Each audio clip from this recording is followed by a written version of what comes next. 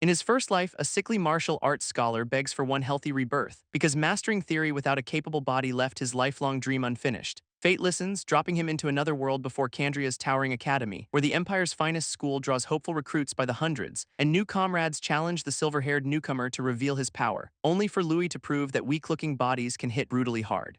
Because this reincarnation finally grants him the strength he always lacked, letting hard-earned martial theory become precise, battle-winning calculation, and Louis believes his second life will fulfill everything he lost. Until a crimson target suddenly ignites inside his eye, unleashing a demonic force that hijacks his new body in a rampage, while someone recognizes the terrifying cause, a curse, and a red-haired knight desperately calls Louis back before it consumes him.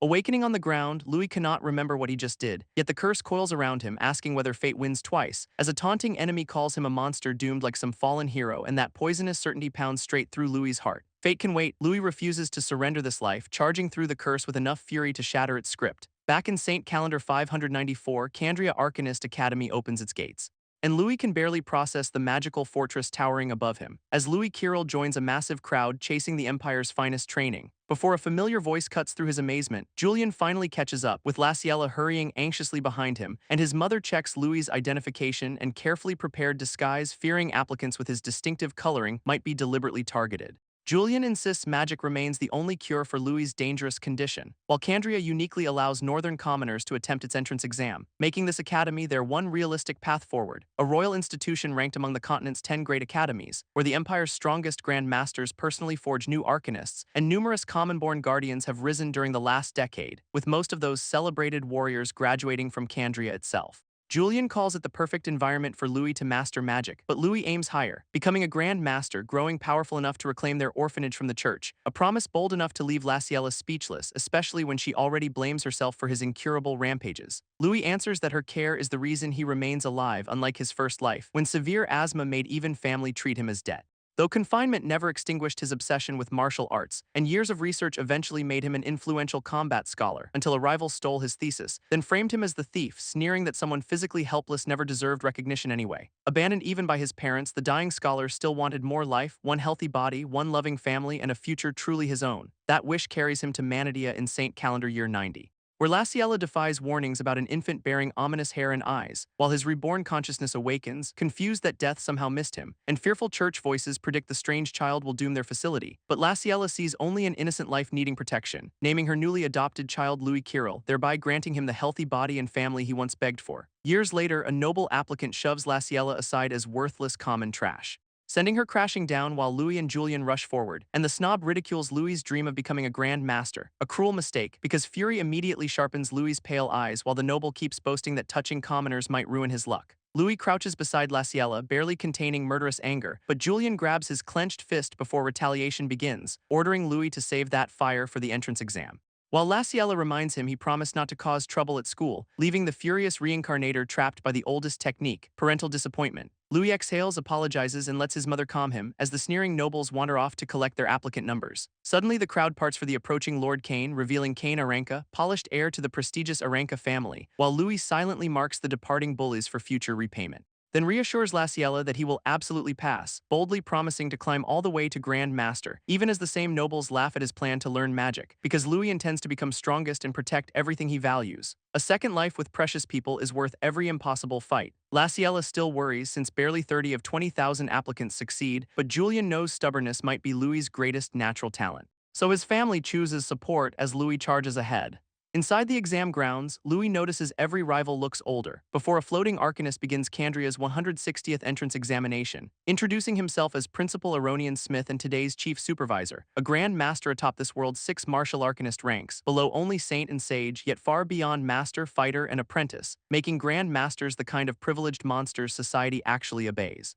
Aronian reveals the first trial, climb stairs guarded by senior students because the required passes wait somewhere beyond those human obstacles, and only 1,000 candidates claiming tokens may attempt round 2, with the entire trial ending the instant every pass disappears. Aronian gives the signal and 20,000 hopefuls surge forward, each convinced some glorified staircase will be laughably easy, until the senior stationed above welcomes them with a smile. Then floods the stairs with enough killing intent to mimic hell, twisting every applicant's senses before they can understand the threat, and dropping panicked runners into a sprawling pile of failures. Officials instantly disqualify anyone collapsing beneath the pressure, while survivors identify the source as Sheath, last year's terrifying top scorer, though Louis immediately recognizes the invisible weapon as killing intent. Making nearby candidates stare when the newcomer stays perfectly composed. Louis explains that Sheath merely released his aura to intimidate them, knowing anyone weak-willed would buckle before taking another step, and the scattered bodies prove his assessment brutally accurate. Sheath hears him, approving that at least one applicant has backbone, yet still insists Candria has talent to spare and no room for commoners, a classist verdict Louis receives with dangerously quiet focus. Sheath notices that defiance and decides to crush it personally, expanding his killing intent until the entire staircase seems aflame. While ordinary applicants choke, beg, and collapse beneath imagined death, Louis simply walks through the nightmare, expression almost bored, asking whether that flimsy intimidation is truly everything Sheath possesses, because his previous training involved surviving genuine killers after dark, surrounded by beasts attacking from every direction. Forcing Louis to read murderous movement through the smallest visual shift and evade several lethal charges converging at once. So counterfeit danger was never going to stop him. Louis explodes up the staircase before Sheath can adjust, cutting straight through the senior's crimson pressure like empty smoke, determined to show these nobles what a dismissed commoner can become, and driving a lightning-fast fist toward the first blocker, whose eyes widen upon sensing what genuine killing intent feels like. Louis closes the remaining distance in one violent burst, leaving the entire applicant crowd frozen by his impossible acceleration, while the senior proctor can only stare at the incoming counterattack, as Louis's bandaged fist suddenly fills his entire vision, then a spinning follow-through blasts Sheath violently off his feet. Louis lands with calm focus, already looking beyond the fallen obstacle. While Sheath sweats through the humiliation of being overwhelmed so cleanly, spectators cannot believe someone so young struck a senior without magic, but Louis merely announces he is going through, walks straight to the passboard and leaves Sheath behind, claiming one rune-marked token for the next examination, until the furious senior decides wounded pride deserves another attack, and charges Louis's exposed back behind a savage crimson strike. Hearing the ambush, Louis pivots and raises one open hand, stopping Sheath's magic-powered smash with raw technique alone, an impossible defense that breaks the noble senior's understanding of commoners. Aronian immediately confirms Louis has passed the first examination, then reminds Sheath that Candria judges nobles and commoners equally, because monsters hardly care about human titles, forcing an embarrassed apology. With the conflict settled, Aronian personally congratulates Louis Kirill, though his expression darkens when he studies Louis's unusual hair, and that loaded silence makes Louis brace for another hidden problem. Still smiling, Louis asks exactly what the principle means. Aronian rests a reassuring hand on Louis's shoulder, promising a special potion to conceal his traits if admitted, though Louis postpones suspicion and heads toward round 2, leaving Aronian behind while Sheath's restrained fist trembles with resentment. The humiliated senior watches Louis leave, fury hardening into obsession, unable to understand why the principal intervened for a commoner while memorizing Louis Kirill. Soon, the 1,000 survivors gather inside Candria's second training ground, where elite-trained nobles dominate and commoners have nearly vanished. The same arrogant pair brushes past Louis, still hungry for trouble, warning that no principal will rescue him during the next trial. But Louis meets the threat with flat, unimpressed silence. One bully claims Aronian alone prevented Louis's immediate disqualification, so Louis diagnoses the obvious problem: complete stupidity, instantly twisting the noble's smugness into outraged disbelief. After all, a Grand Master's judgment outweighs 2 spoiled applicants, prompting the larger bully to threaten knocking Louis unconscious, while Louis answers with the tiny smile of someone expecting disappointment. The noble finally notices that smile and loses what remains of his restraint, launching a furious punch straight toward Louis's head, only for Louis to redirect it with 2 precise fingers, turning the charge into a violent, crackling reversal. As the stunned attacker realizes his body refuses to move, Louis used Meridian Severance, a spiral point strike, and its force sends both aggressors tumbling across the courtyard, leaving their friends shouting after the thoroughly flattened brothers. The pair crashes hard while Louis calmly remains standing, and nearby applicants stare at the effortless counterattack. One attacker crawls upright as his companion checks him, but his struck arm hangs numb and barely responds. Naturally, he blames poison and threatens an immediate report until Louis explains that ordinary martial arts caused everything. He admits he held back for his mother's sake, but patience has limits because anyone willing to strike must accept being struck back. Before Louis can continue, someone firmly catches his raised wrist, and Kane reminds him they are still taking an exam. Another fight would hand the academy grounds for disqualification, so Louis lowers his fist without arguing the point. The furious group protests, but Kane orders them to stay away, coldly invoking his identity until even those nobles hesitate, then choose retreat over challenging the Aranka heir. The beaten nobles withdraw, carrying their wounded pride with them. While Louis concludes that status never improves human garbage, to him, nobles who abuse privilege are painfully predictable, yet Kane approaches, praises Louis's courage, and remembers his name. More surprisingly, the Aranka heir offers to form a team before eager applicants immediately swarm their prestigious young lord. Every noble suddenly advertises a family name and begs selection, since partnering with the gifted Aranka successor seems like guaranteed success. Louis watches the commotion with a thoroughly skeptical stare until a vast wave of blue magic floods the arena. An examiner appears overhead and congratulates the remaining candidates, announcing that their next challenge will test raw power. Glowing symbols immediately ignite across every applicant's chest, and Kane recognizes the mark as an earth attribute. The magic multiplies their weight, dragging bodies toward the floor, while an enormous golden formation seals the entire stage. For round 2, everyone must fight beneath that crushing earth magic, a grand master's spell that leaves trained nobles trembling helplessly. Kane alone strolls forward as though gravity forgot him, until another unexpected sight makes even him stop in surprise. Kane turns and finds Louis moving under the same pressure, each deliberate step cracking into the stage's vertical wall. Louis simply walks upward and reaches the platform first, earning a pleased acknowledgement from the supervising Grand Master. The crowd recognizes the commoner who also cleared round 1 first, while Kane admits even years of elite training barely keep him upright. Only applicants still standing may proceed, cutting the field again, and the examiner conjures another spell with one raised finger. A complete arsenal materializes beside the surviving candidates, allowing each fighter to select whatever weapon suits them. Louis reaches into the spinning collection without hesitation, cleanly catching swords as they whirl through the air. Others wrestle with heavier blades, knowing one wrong step means elimination, until the examiner finally declares the combat trial underway. His first command is simple: release the bound slimes, yet nothing appears on the floor, confusing the armed applicants. While everyone debates what a bound slime even is, Louis senses the real attack and looks overhead, where several glowing blue creatures are already plummeting downward. The first slime crashes among them with a wet impact, revealing the deceptively harmless face of a bound slime. Blocking earns 1 point, dodging 2, and defeating 1 earns 5, with only the top 100 advancing to the third test. Louis quietly registers just how brutal that cutoff will be, while the cheerful monsters bounce around like harmless toys. Several armed applicants dismiss them as weak, low-level creatures, and one fighter rushes forward, already counting 5 easy points. He brings his oversized sword down with complete confidence, only for the slime to flatten, harden, and glare back. It rebounds like a blue cannonball, blasting straight upward, wiping every trace of confidence from the attacker's face. The creature slams into him before he can defend, then ricochets onward and targets another shocked candidate. Every impact launches the slime into a fresh trajectory,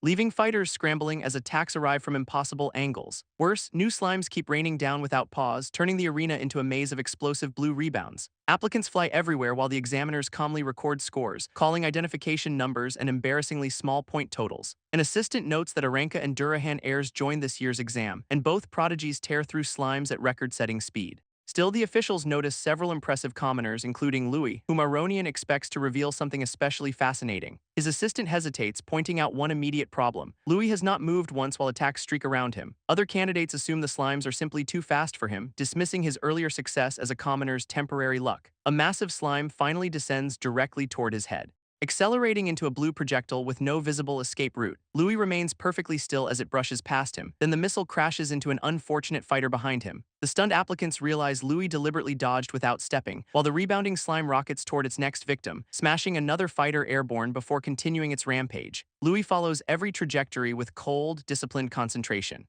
even as 3 enormous slimes converge from different directions. A watching noble grins, certain this formation cannot be dodged, but Louis' sharpened senses drag up an old lesson, returning him to a brutal winter training ground where helpers once questioned pelting him with dangerous rocks. Louis accepted the risk because he wanted to test a theory, so the nervous trio prepared and warned him to dodge. A storm of stones immediately hurtled toward his motionless body. While Louis recalled a hypothesis formed during his previous life, he had trained information to travel rapidly from perception to movement, hoping instant trajectory calculations could answer any incoming attack. First, his senses collected every moving object's position, then his mind calculated their speed, angle, and destination, allowing his body to evade the entire barrage automatically. The stunned helpers erupted with disbelief and excitement. While Louis finally exhaled after proving the method worked, they crowded around, demanding the secret behind his new technique, which Louis proudly named Void Combat Calculation. Its purpose is predicting a battle's outcome before impact, and the present slime convergence becomes its perfect demonstration. Louis' sharpened mind reads every approaching path at once, reducing one charging monster to speed, mass, and direction, then extending those calculations across the entire incoming swarm.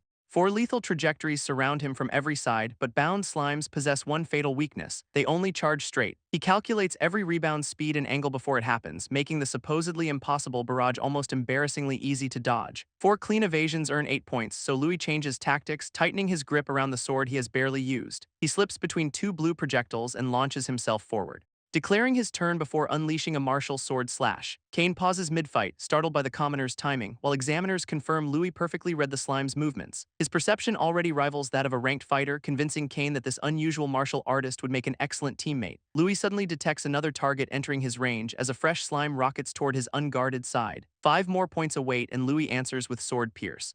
But another blade reaches the creature at the same instant. Louis immediately asks whether Kane just stole his kill, though Kane claims the stolen targets belong to other applicants. With one elegant sweep, the noble sends a cutting arc outward, splitting 2 incoming slimes neatly through their centers. Their pieces scatter among stunned fighters across the arena, as Kane cheerfully clarifies exactly whose points he took. Formally introducing himself, Kane proposes stealing points together. And Louis studies the shameless invitation with visible suspicion. Kane only wants a high rank and a friendly scoring competition, eagerly challenging Louis to reveal his full strength. Confident in his own skills, Louis accepts the noble's game and both tighten their grips as new targets approach. The winner may command the loser, adding useful stakes to their contest, while frustrated applicants watch the pair monopolize the battlefield. Sheath's followers exploit the chaos and prepare to eliminate them, one archer answering the secret order with a vicious smile. Another slime launches skyward directly before the conspirators, giving them cover to knock arrows and begin their ambush. Louis and Kane stand back to back as the monster closes in, and Louis cuts across its path with one efficient swing. Behind him, several concealed arrows slice through the air, detonating around their target in a burst of violent impacts. Kane looks back as something strikes Louis from behind, and the lead archer celebrates, convinced the ambush succeeded. Instead of collapsing, Louis responds with a quiet, knowing chuckle, instantly replacing the attacker's triumph with nervous confusion. Louis has caught every arrow between his bare fingers, a reaction speed the conspirators cannot begin to understand. Kane checks on him, but Louis dismisses the cheap attack while the enraged archers redirect their next volley toward Kane. Their leader channels dark energy into double arrow edge, sending a magically reinforced formation screaming across the arena. Kane tries to parry, only for the attack to shatter his guard, and the remaining dark arrow continues toward his exposed body. Louis intercepts it with his hand, taking a bloody wound, then calmly explains that the attackers are actually targeting him. The examiners recognize clear malicious intent and consider disqualification. But Aronian predicts their defeat and orders healing potions prepared. Back below, Louis calls Kane's attention to a counterattack, gripping his sword like a bat and asking about baseball. He strikes an incoming slime across a carefully chosen angle, using void combat calculation to redirect its entire momentum. Louis' eyes flare as the improvised swing connects perfectly, and his blade launches the elastic monster with brutal force. The terrified slime stretches into a screaming blue missile, flying straight back toward the archers who started everything. The returning slime smashes through the leader and snaps his bow, hurling him completely beyond the arena's boundary. Candidate 438 is immediately disqualified after the brutal landing, while Kane admits the commoner's strange game is rather entertaining. The remaining archers rage over their fallen companion and prepare revenge, only to discover Louis has vanished from Kane's side. His voice comes from above as another slime follows him downward, and Louis bats that second projectile toward its chosen target. The unfortunate archer receives the furious slime directly to his face, launching him upside down and out of the contest. Candidate 1439 is disqualified, leaving one attacker frozen in disbelief. Louis appears behind the survivor and quietly names him last, but the cornered noble threatens retaliation from Academy seniors. Louis answers by casually hooking the man's foot mid-retreat, sending him tumbling over the boundary with a useful lesson in caution. Kane thanks Louis for the earlier rescue and checks his injured hand, while Louis admits this noble is surprisingly decent. Kane refuses the comparison and invokes the powerful great families, clans whose grand masters and sages rival even royal institutions. Louis accepts that distinction while they resume hunting slimes together.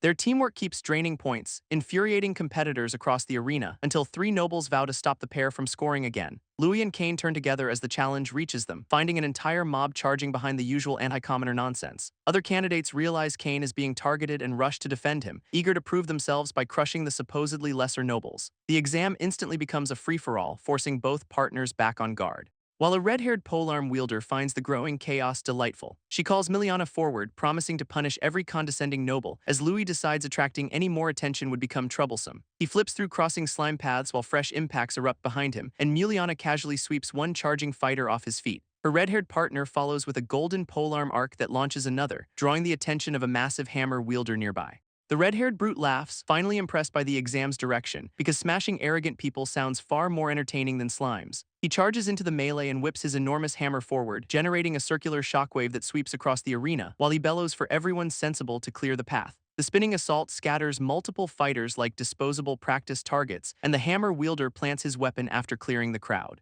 His delighted victims, meanwhile, are left sprawled across the arena. An examiner asks Aronian whether this chaos should finally be stopped, while another worries that disqualifying every noble could cause political trouble. Aronian calmly insists the academy follows its own rules, not public opinion. A towering burst of golden magic then crashes into the battlefield, signaling Aronian's declaration that the second exam is officially over. He promises to announce the successful candidates and rankings shortly. With the earth magic gone, exhausted fighters immediately collapse. Staff members distribute healing potions among every injured applicant, leaving Louis fascinated as the liquid rapidly closes his wounded hand. 3 silver coins per bottle sounds outrageous, until Kane interrupts his shock. Kane jokingly promises not to bully Louis even after winning their contest.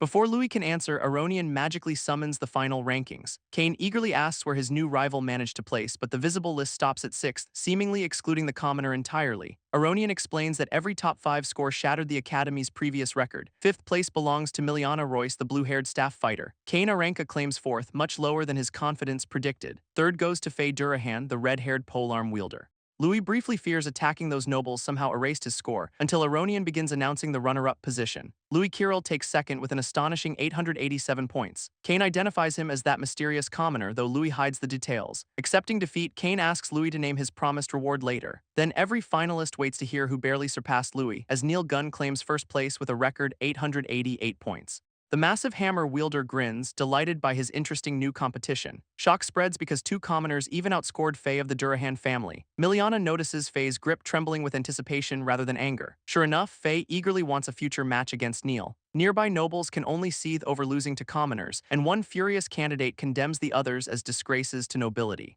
An examiner notes that 2 orphanage commoners taking 1st and 2nd is unprecedented. Aronian asks why the Arcanist Association operates orphanages in the first place, because true strength has absolutely nothing to do with social status. He orders every successful candidate onward to the next venue. Kane wonders whether Louis or Neil is stronger, but Louis stays noncommittal. A brief title card closes this stage of the competition. The survivors enter the Academy's 3rd training ground for their final exam. Their last challenge is a survival test called Emblem Battle Royale. Aronian floats above the crowd to explain this wonderfully peaceful concept. Each candidate receives an emblem before seniors teleport them throughout the forest. Their objective is collecting as many emblems as possible by any method. Losing one means instant elimination, while only the top 10 gain admission.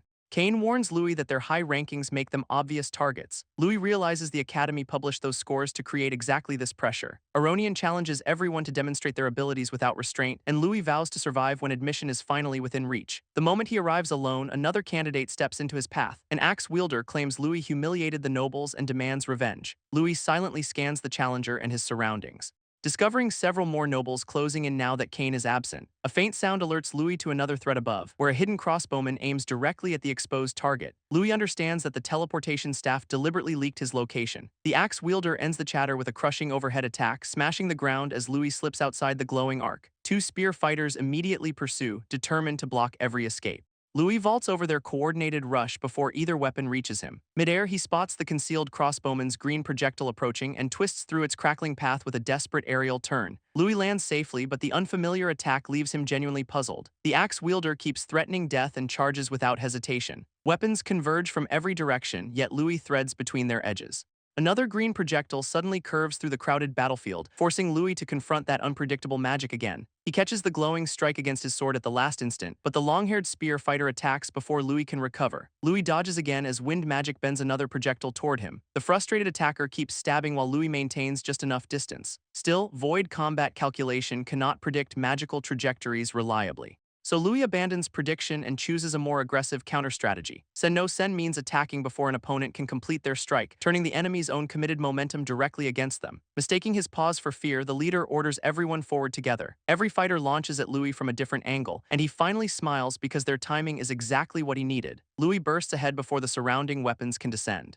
Just as the axe wielder commits to one massive swing, Louis races beneath the descending axe instead of retreating, then jams his sword against the weapon's shaft mid-swing. That sudden leverage flips the much larger attacker overhead, redirecting both man and axe into another incoming fighter. Louis catches the next spear shaft while chaos erupts behind him, and the hidden mage launches another curving wind projectile. This time, Louis positions the spear wielder directly in its path.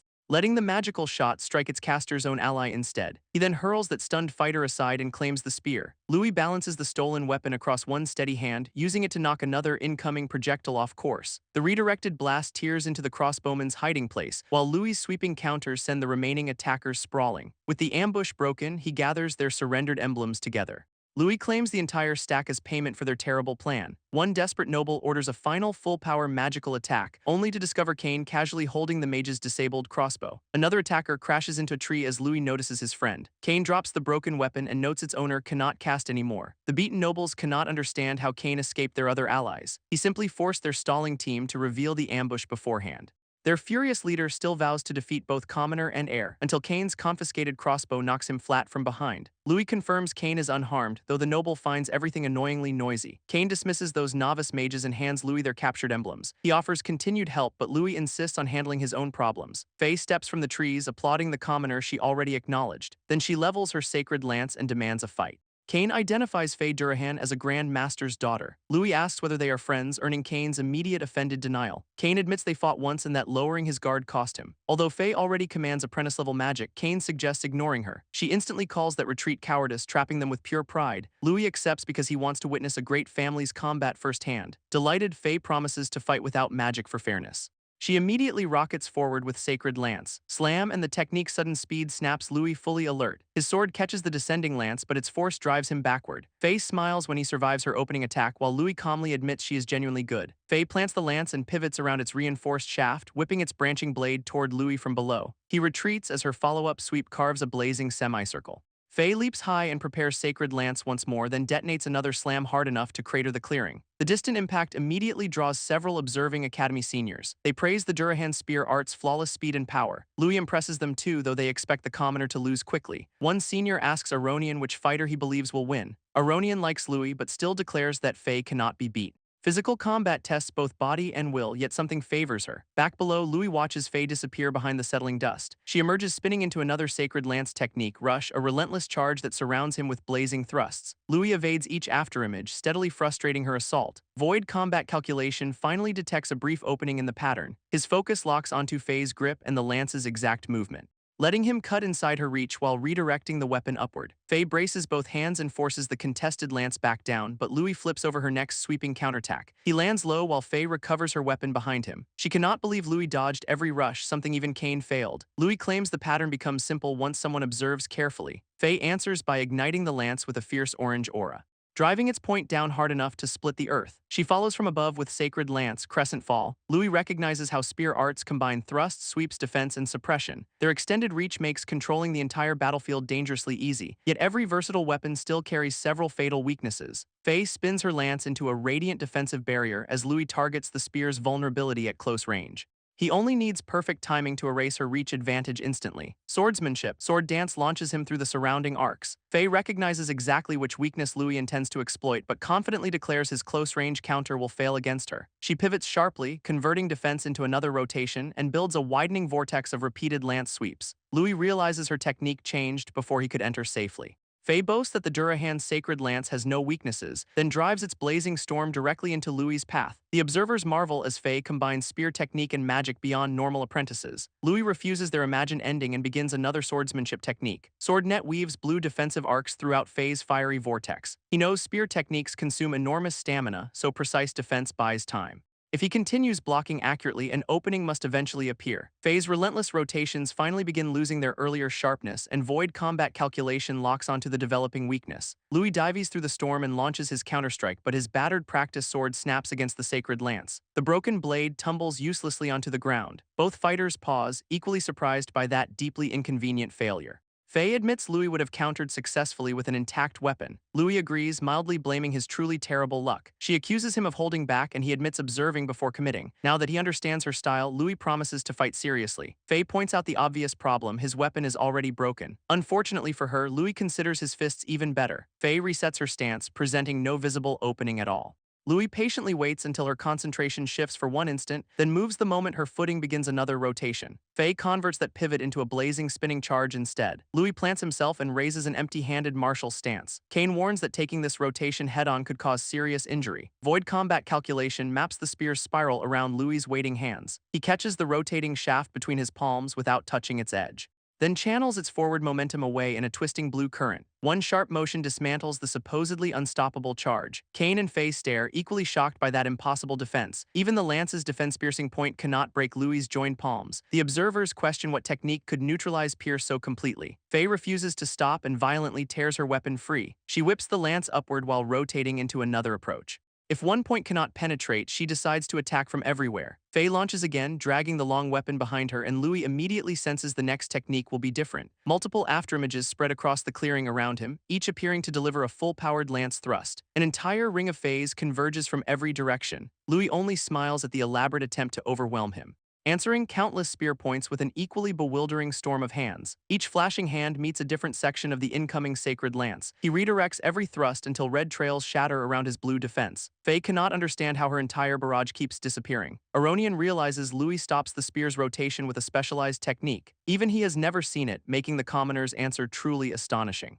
Louis accelerates the revolving parries and begins forcing Faye backward. He breaks through the barrage with one burst of redirected momentum. Faye plants her lance into the ground to halt her collapsing rotation. She grinds through the earth as frustration finally cracks her confidence. She demands an explanation for Louis' bizarre technique, so he calls it a martial parry, twisted to cancel her spear's rotation, leaving Faye visibly lost among terms she has never encountered. Rather than lecture her, Louis demonstrates the same principle through movement. Faye's eyes widen as she realizes another attack is already coming. Louis surges forward before that realization can become a defense, splitting into overlapping figures that race around her spear's path. Faye sweeps the sacred lance through every approaching image, but Louis flows between its arcs with impossible, fluttering changes of direction. From outside, even Kane wonders whether he is seeing an illusion, because Louis's many evasive paths resemble butterflies circling the lance. Faye sees him directly ahead, yet every desperate strike misses, thanks to the legendary boxing footwork known as butterfly step. Its light, irregular rhythm makes Louis nearly impossible to predict, allowing him to slip inside the spear's effective range untouched. Faye answers with a sudden rising attack from point-blank distance, but Louis blocks, counters, and blasts her backward again. Kane can barely believe his friend just overpowered Faye, while even the watching officials admit the outcome is unexpected. Very few fighters can defeat her without using any magic, making Louis look like a genuine hand-to-hand combat genius. Faye, however, rises and refuses to shame the Durahan family. Louis steadies his breathing as her fighting spirit returns, knowing someone from a great family will not accept defeat quietly. Faye abandons her weapon and attacks behind a spear-shaped aura, revealing bare-handed techniques built upon the same thrusting principles. She crosses her arms, compresses her strength, and charges headlong while Louis settles into the compact guard of Wing Chun. His Pak Sao redirects her descending arm before its power lands, but Faye instantly converts the motion into crushing fist first. Their counters collide, and the resulting shockwave hurls both fighters apart. The force ringing through Louis' wrist feels remarkably like inch power, earning the Durahan style his genuine respect beyond simple spearwork. Faye repays that compliment with crushing fist. Third, so Louis summons everything his old world taught him about boxing. Red and blue barrages collide until the clearing becomes pure impact, and facing such strength fills Louis with the joy he always imagined. Yet that excitement reaches the crimson presence coiled around his heart, sharpening his gaze as something inside him demands even more. Louis welcomes the rising hunger, and a monstrous shadow answers behind him. Faye charges onward, only to sense that the opponent ahead has changed. His pressure swells into the shape of a roaring crimson beast, freezing Faye so completely that her body refuses to obey. Louis closes the distance and drives a brutal kick into her guard, launching her upside down before another explosive strike follows. Aronian recognizes the sudden shift and immediately grows alert.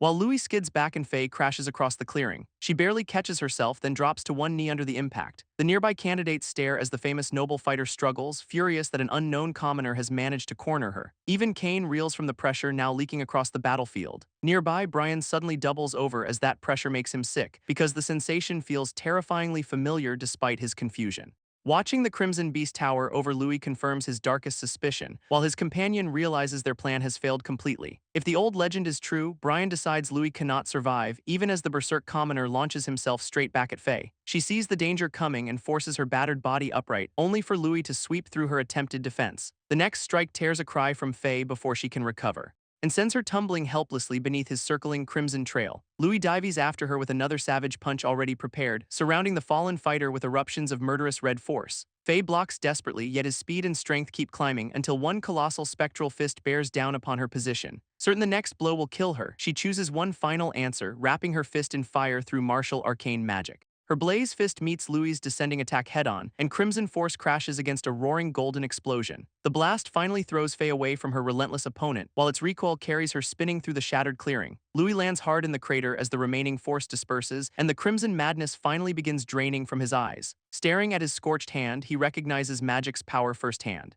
Then assures a worried Kane that Faye needs help more. Before anyone moves, the exam announces that Louis's emblem is gone, giving Sheath the perfect excuse to declare him disqualified. Louis looks down and finds the token still burning on his shoulder, until the last blackened fragment crumbles away with the flame. Kane protests that Faye destroyed it by accident during their fight, but Sheath insists the principal witnessed a clear rule violation. He steps closer, eager to see the troublesome commoner disappear, only for Faye's battered voice to stop him mid-gloat. Sheath and Kane turn as someone approaches from behind, while Louis recognizes the fighter he feared had been badly hurt. Faye walks back under her own power and checks his condition first, prompting Sheath to accuse her of protecting a disqualified opponent. She silences him, fully aware that her magic burned Louis's emblem.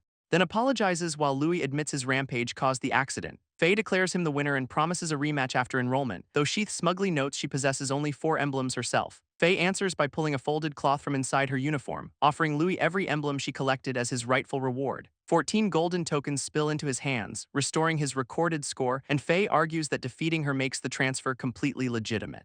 She then recruits Kane with a rather blunt nickname and a plan, refusing to let weaker candidates advance while Louis is excluded. With one kick, Faye flips her sacred lance back into hand, explaining that 10th place must finish below Louis's 14 emblems. Kane reveals he reached the same conclusion and readily joins her, so the pair races away to reshape the remaining rankings. Louis watches them leave with renewed hope as an official arrives, formally disqualifies him and begins escorting him from the exam. Sheath warns the departing commoner that their conflict is not finished, although his companion notes Faye can still force Louis through. That possibility makes Sheath consider a fatal exam accident instead, while the other noble uneasily hopes Louis survives the scheme. Brian remains haunted by Louis's aura and questions his true identity. Meanwhile, Louis accepts that martial arts alone cannot match magic. Yet the academy could teach him how to fuse both disciplines. His immediate problem is explaining his ruined clothing back home, since telling Laciella the truth would unleash endless worried questions. While Louis searches for a gentler story, a hidden blade drops behind him, only to stop between his hands before reaching his neck. One sharp reversal tears the weapon free and flings its owner away. The startled assassin cannot understand how Louis sensed the ambush, until he casually explains that fresh blood has a noticeable smell. 2 more killers surround him as their leader promises a quick death, forcing Louis to admit these opponents require his full attention. The leader concerns him most, judging by the fighter's controlled presence. That man spins through the darkness and attacks from Louis's blind side, driving his sword forward with enough force to finish the job. Void combat calculation activates before the edge can connect, mapping every thrust and guiding Louis between overlapping blades. He catches the leader's sword with both hands at the final instant, then uses its momentum to slam the assassin into the ground. A second attacker follows with a sweeping kick from behind, but Louis springs away before the spinning combination can trap him. The leader confirms that their intelligence about his perception was accurate, which tells Louis someone deliberately studied him before this ambush. Admitting his combat rivals an apprentice, the assassins introduce magic-powered crossbows. 3 luminous wind bolts erupt together and spear across the road, making Louis shield himself as their combined pressure tears past. More enchanted arrows curve around the trees and return from behind, so Louis abandons ordinary movement and begins a controlled breathing technique. Drawing chi through his body, he pushes every muscle beyond its limit, converting hidden physical potential into a burst of speed and power. Louis rockets toward the crossbow line before another volley can form, while the shooters fire anyway, convinced resistance is pointless. Their crossing beams converge behind him as he slips through the gap, leaving one assassin staring at empty space in disbelief. Louis vaults over the weapon and uses it as a springboard, planting both feet against the leader's raised guard. The impact flips the masked man backward beneath the moon, as Louis lands and narrowly evades another pair of wind bolts. Enraged, the leader orders his final companion to stop the boy, and the red-eyed assassin descends with a vicious overhead kick. Louis meets the attack, but blue force detonates between their legs, sending a painful tremor through his arm before he can counter. He breaks away from the exchange and quickly restores his stance.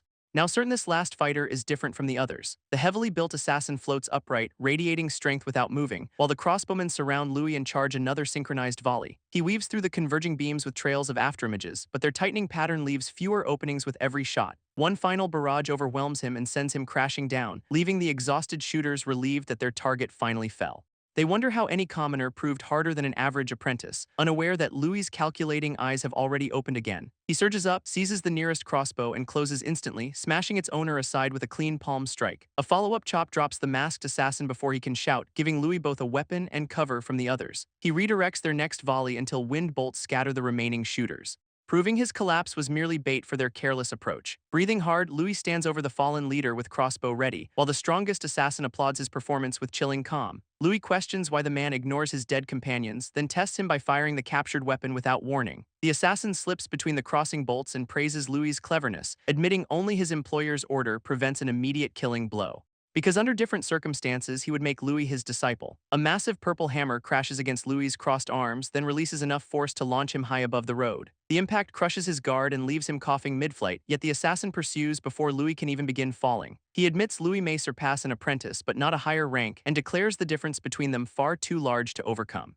One downward strike drives Louis from the sky like a nail, followed by the assassin plunging after him inside, gathering purple power. The second impact blooms across the road in a violent explosion, leaving even the attacker surprised when movement continues below. Louis lies inside a shattered crater, wounded but still conscious, forcing chi around his bones as he refuses to die there. The assassin dismisses that resistance and raises his final technique, forming an enormous hammer that he claims no one can survive. Louis looks upward and finally understands the scale of the attack: martial arcane, celestial hammer descending toward the entire crater. He remembers the family he intends to protect through mastering magic, and his crimson eye ignites around one absolute desire to change fate. Refusing death at any price, Louis gathers everything into one punch. His crimson fist rises against the falling celestial hammer, and their opposing powers detonate across the forest in blazing light. Louis is thrown flat again, coughing against the fractured stone, while the assassin studies his trembling hammer with open fascination. For one instant, the boy's power actually felt equal to his own, explaining why someone influential wanted Louis removed before enrollment. Excitement replaces caution as he raises the hammer to finish this monster, but a roaring windstorm suddenly tears him away from the crater.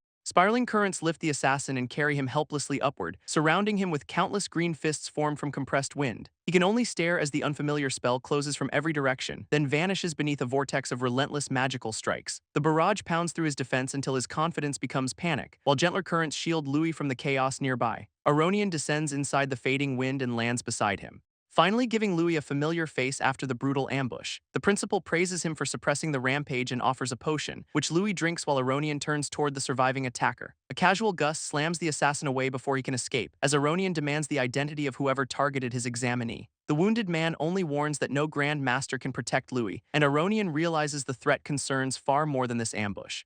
Calling everything merely the beginning, the assassin triggers something inside himself, then bursts apart before a single useful answer can escape. Aronian suspects the Assassin Guild, though the suicide seems unusually extreme. Behind him, Louis marvels as the potion restores his battered body, knitting even fractured bones beneath coils of green healing energy. Once steady, he asks whether Aronian truly arrived by coincidence, and why the principal continues appearing whenever his life is threatened. Aronian postpones that explanation until they reach Louis' home, which reminds him how late he has kept his worried mother waiting. Panic accomplishes what assassins could not, sending Louis sprinting away. Aronian stays behind long enough to summon Kylie for cleanup, and a dark serpentine familiar gathers the wreckage from the road. Back in Manadia, shouting already surrounds the orphanage's repaired mill, where two church officials accuse Laciella of cheating their milling tax. One grabs her wrist and threatens punishment when she denies wrongdoing, only for Louis' boot to crash across his face mid-threat. He lands running and sweeps both intruders away from Laciella, who greets her returning son while the men tumble behind her. Laciella barely processes his arrival before noticing his battered condition, and Louis rushes to confirm that the officials never hurt her.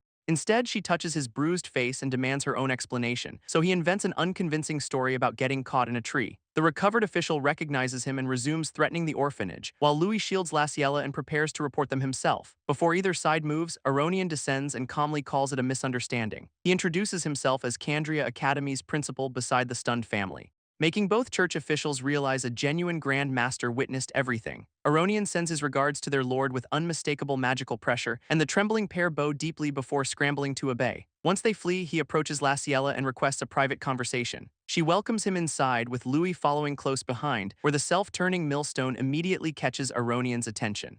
A closer look reveals similar practical inventions throughout the orphanage, from clever machinery below to elaborate fixtures across the rafters. Louis casually adjusts another device as though none seem remarkable, while Laciella proudly explains that he designed every useful improvement. She fears his exam caused trouble, but Aronian assures her otherwise because he has seen talent like Louis' only in Gaia's scripture. That sacred account begins when monsters held humanity beneath their rule. until one genius mastered the elements and created martial arcane. With his companions, he defeated the monsters and inspired Liberation Day, earning the hidden title that history remembers as the first hero. Laciella knows the celebrated savior, yet not the secret behind him, so Aronian explains that common legends deliberately changed his appearance. In truth, the hero possessed unmistakable black hair and black eyes, knowledge now restricted to humanity's highest authorities for a grim reason. Although he saved the world, madness eventually consumed his mind, driving him to slaughter allies in one unforgivable final rampage. Authorities erased his identity from history and buried the dangerous truth, while his inner madness survived as a feared hereditary curse. Louis studies his hands and connects that curse to his own rampages, as Aronian reveals nations execute anyone born with those traits. He then exposes the silver hair as dye concealing Louis's identity, prompting Laciella to admit she ordered it out of terrified caution. Louis gently calms her, understanding that fear kept him alive and reasons Aronian would have killed him already if that were his purpose. Impressed, the principal says Louis resisted and even mastered the madness, proving he may carry the qualities of humanity's next hero. Aronian warns that the world's peaceful surface hides approaching darkness, and watching Louis today made one unlikely answer feel possible. Perhaps legends are absurd precisely because someone must create them, so he offers to guide Louis toward protecting humanity's future. With that grand proposal, Aronian flicks an apple across the room, which Louis catches without blinking despite everything he just learned. The principal then reveals Faye and Kane secured enough emblems for him, meaning Louis passed and can receive Aronian's personal instruction. Louis accepts the gamble, then asks what happens if madness wins. An invisible slash instantly carves the apple inside his hand, as Aronian promises to kill him the moment control disappears. By morning, Louis tells Julian about the invitation while repairing fences, though tuition, uniforms, and dorm fees quickly temper the celebration. Beneath those ordinary worries, he questions his link to the first hero, recalling how easily Aronian exposed the secret hidden beneath hair dye. The execution warning also leaves him uncertain how far trust should extend. Before departing, Louis asks why Aronian frightened Laciella with the truth, fiercely rejecting the suggestion that his mother could become a burden. Aronian explains exposure would endanger the entire family, making knowledge necessary, then leaves Louis one command: grow stronger before the true trials begin. Louis accepts that warning and fixes his attention on the academy ahead, only for the orphanage children to interrupt his resolve by charging over. Lana reaches him first and leaps straight into his waiting arms, tearfully asking whether her older brother will ever return home. Louis promises every long break will bring him back, sealing the reassurance with a pinky promise she can enforce. Their farewell pauses when another child announces a nobleman's waiting servant, and an immaculate butler approaches from a carriage to confirm Louis's identity. He presents an invitation from the young master of House Aranka, revealing Kane wants time together before their academy term begins. Louis accepts and follows the servant into the waiting carriage, which carries him into the prosperous Kandrian city of Harzan. The butler explains that House Aranka's influence built much of this city, before their enormous estate shows Louis what a great family means. Kane races across the grounds to welcome his new classmate personally, already delighted by the chaos Louis created during the final exam. Louis credits Kane and Faye for his admission, dropping their old wager, but Kane insists that postponed sparring only creates more opportunities now. He also guesses Louis came seeking advanced knowledge about magic in school, before sudden commotion deeper inside the manor stops their reunion. A severe noblewoman steps into their path and scrutinizes the unfamiliar guest, forcing Kane to introduce Louis as the friend he invited. His mother silences any explanation with one cold command, and Kane immediately recognizes the hostility behind her stare. She condemns him for bringing an outsider through House Aranka's gates, declaring a commoner unworthy of friendship with a future sage. Turning on Louis, she accuses him of seeking wealth or influence, then offers a golden ring valuable enough to fund an entire life. She drops the bribe at his feet and expects quiet obedience, ordering him to pick it up and disappear from Kane's world. Kane protests the humiliation, unable to accept his mother's cruelty, then apologizes to Louis while the entire hall watches. Louis calmly retrieves the ring, explaining that Kane earned his friendship, before asking whether the young heir's judgment is worth so little. The challenge strips away his mother's composure, and she summons guards who rush down the staircase to throw the commoner outside. Kane blocks their path and reveals Louis surpassed him in Faye, but his mother dismisses that achievement as an impossible lie. Louis adds that competing beside him will only make Kane stronger, provoking another furious accusation that he mocks House Aranka. Before the guards can attack, a crushing force hurls them backward, announcing the return of a broad nobleman wrapped in a crimson cloak. He repeats Louis's claim that competition will strengthen Kane, startling everyone who assumed the family head had heard nothing.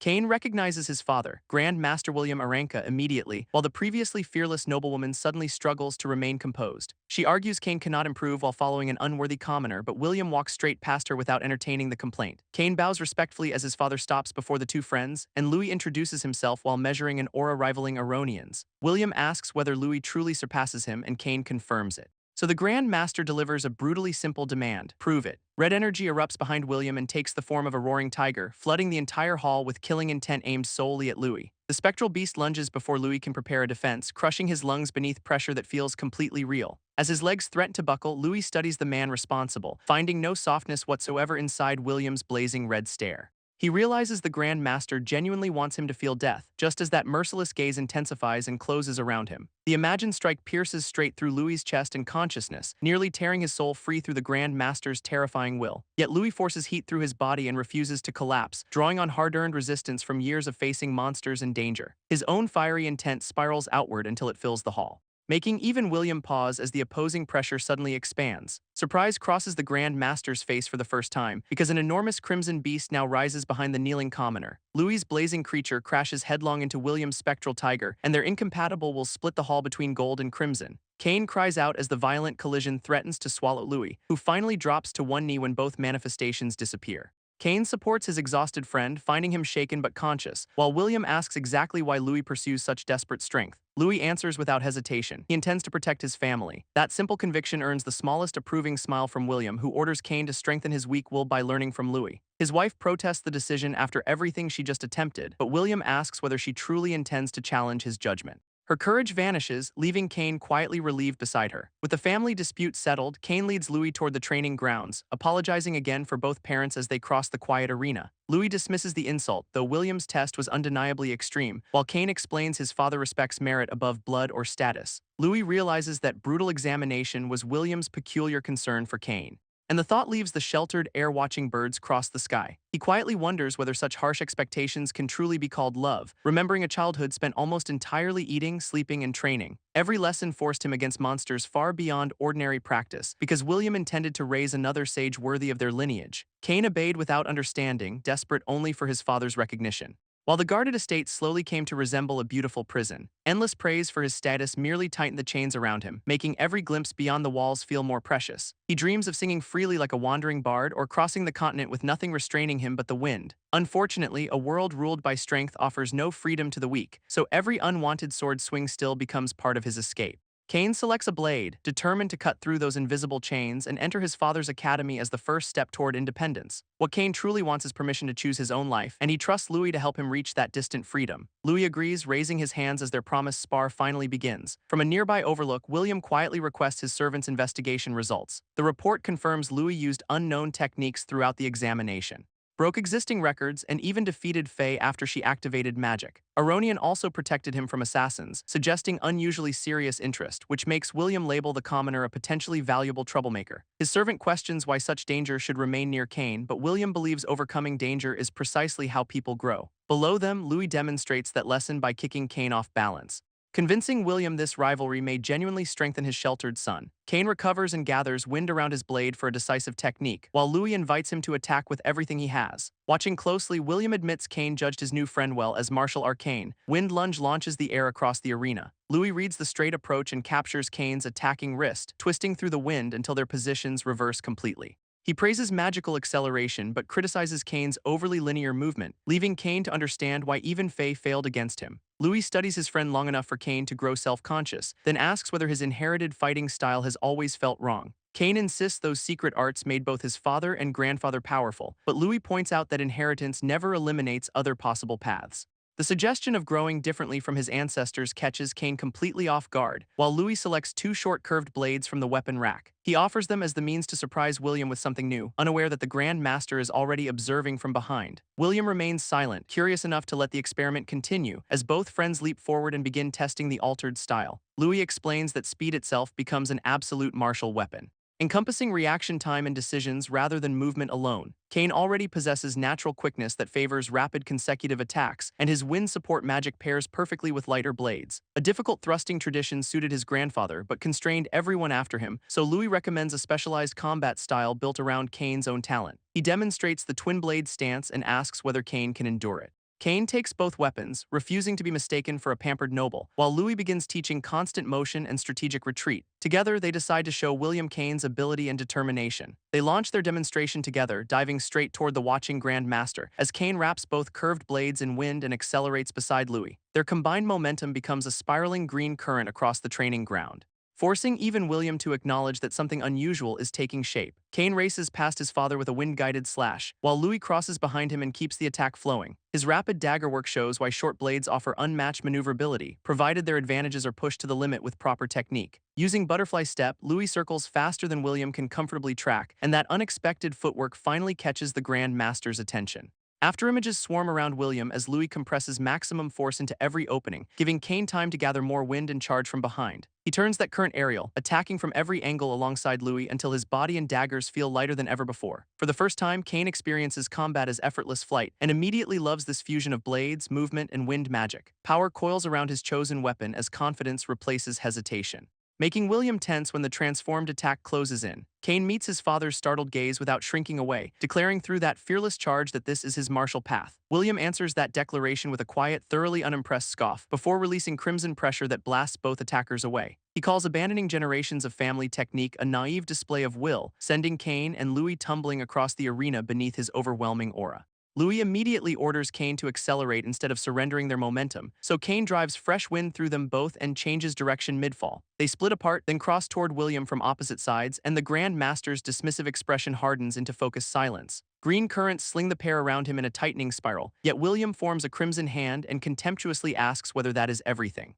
The construct reaches for Kane's blade before his strike can land, but Kane cuts away from its grasp and escapes sideways. William brands the retreat cowardice and charges after his son, unaware Louis already taught Kane that retreat can load the next attack. That pulled back momentum reconnects immediately, carrying Kane beyond William's counter while a sudden wind tornado bends his escape into another approach. Louis rejoins him inside the current, keeping both attack lanes synchronized, until William finally grits his teeth at their stubborn coordination. The pair dives together for one decisive strike from above, using Louis' change-up strategy to disguise exactly when their real speed arrives. During practice, Louis first demonstrates the trick with a deceptively relaxed swing, suddenly snapping it toward Kane before the noble can read the timing. Kane barely catches the blade with both daggers locked together, only for Louis to soften the pressure and redirect immediately. He explains that changing speed makes the opponent misjudge every attack, turning casual motions into feints and tiny delays into decisive openings. Back in the demonstration, those shifting rhythms surround William with confusing green arcs, and the Grand Master turns repeatedly without finding their true approach. Kane finally advances with a deliberately slow wind-covered slash, which William dismisses as meaningless before leaning aside. That contempt holds his attention on the blade one instant too long, because Kane accelerates past him and converts the slow arc into a sweeping cut. Louis is already descending from William's blind side when he looks up, and both friends recognize that their carefully prepared opening has arrived. They strike from opposite directions before William can reset his guard, but the Grand Master halts the exchange just before impact. Both attackers freeze, exhausted and unsure how he judged their attempt, until William turns his full attention toward Kane. The air steadies his breathing beneath that familiar intimidating stare and receives only a warning never to disgrace the Aranka name. Kane accepts at once, hearing approval beneath his father's harsh wording, while William turns away before his servant can question the decision. Privately, he reviews the daggers, hit-and-run tactics, and shifting speed feints, finding unexpected potential in a style that treats retreat as opportunity. William never imagined children could teach him something genuinely interesting, though Louis merely regrets that his rare Grand Master spar ended so quickly. Kane is ecstatic over earning recognition and promises Louis a present, leading him directly into the enormous Aranka family library. Louis can barely process the towering shelves and their countless books, as Kane offers a packed box to thank him for finding this path. The unexpected generosity leaves Louis briefly unable to respond, especially when he finds rare books, scrolls, and a heavy money pouch inside. Kane explains the collection covers both academy life and uncommon magical knowledge, including basic theory, mana attributes, and the curriculum awaiting new students. He also describes the mandatory awakening ritual performed through Gaia's statue, noting even noble families normally pay 10 gold coins at church temples. Louis panics at the price until learning academy students undergo it free, although daily expenses and book rentals still demand money or earned credits. Kane hands over the entire box and considers their earlier promise settled, while Louis decides magical pharmacy may be his best route to income. Then inspiration strikes. Knowledge from his previous life can produce something marketable, so he quietly asks whether House Aranka knows any merchant guilds. Louis keeps the actual idea secret, promising Kane will understand eventually, and 1 week later the academy entrance ceremony finally begins. Wearing his new uniform, Louis enters the grounds he fought so hard to reach, only to catch an expensive fragrance on a passing upperclassman. He recognizes the fashionable cologne and assumes its wearer belongs to nobility. When the same student introduces herself as Rose from the previous class, Louis accepts her cheerful offer to show him around and gives his name, leaving Rose to wonder whether the unfamiliar Kirill family hides noble blood. As they walk, she explains the Academy's worsening political tension, caused by imperial heirs clashing with powerful noble families as the Emperor ages. Aronian maintains surface peace, but factions compete viciously for educational resources, and students who lose credits or become targets can face expulsion. Louis quietly files away the warning as Rose studies him more closely, reminding him that his record-breaking entrance already attracts dangerous attention. She presses nearer and asks which faction his family supports, but another student interrupts after recognizing Louis as the commoner record holder. The newcomer introduces himself as Brian and extends a friendly hand, while flustered Rose insists she definitely noticed something important about Louis. Embarrassed by the interruption, she storms off and abandons the tour, leaving Louis to return Brian's greeting with cautious politeness. Brian dismisses Rose's behavior and presents himself as an understanding ally, warning that the Academy mirrors the Empire and treats commoners especially harshly. Before that friendliness develops further, Kane spots Louis and rushes over, prompting Brian to excuse himself and seek other new students. Louis watches him leave, uncertain whether the kindness was entirely sincere, while Brian's smile disappears the moment his back is turned. Kane asks what they discussed and whether Louis already knows him, then reveals Brian is the Chancellor's son, though hardly a close friend. He still considers Brian decent enough, despite obvious reservations, before dismissing him as weak-willed just as Faye and Miliana approach. Miliana greets them cheerfully, while Faye offers recognition only to strength, and Louis thanks her for helping him survive the final examination. Faye rejects the gratitude, promising she will defeat him next time, which immediately sparks another ridiculous argument with the equally competitive Kane. Miliana drags Faye toward registration before the bickering becomes a rematch, and Kane finally hands Louis a pouch containing his share of recent profits. Those gold coins come from the merchant company following Louis' instructions, because his secret product is a new perfume with a distinctly subtle scent. Kane originally doubted such gentle fragrance could generate serious money, but its remarkable price now leaves him eager to share some at home. Louis asks him to protect the formula, and Kane gladly agrees, before registration gives Louis the credit card governing his academy life. Nearby gossip immediately targets the commoner and mentions Sheath's sudden expulsion, so Kane explains Sheath hired the assassins who attacked Louis. Louis finally connects his old rival to that attempted murder, while Kane warns that Sheath's older brother Jess remains inside the academy. Across the courtyard, Jess fixes Louis with a silent, unmistakable glare, deciding revenge will be sweeter if the commoner suffers slowly. That hidden threat follows everyone into the Academy's crowded Grand Hall, where Aronian welcomes students who survived the brutal entrance process. He calls their admission only the beginning and urges them toward greater power, then summons top-ranked freshman Neil Gunn to deliver the representative speech. Neil approaches carrying an enormous axe and very little concern for ceremony, overwhelming the hall with an aggressive presence nobody expected from a speech.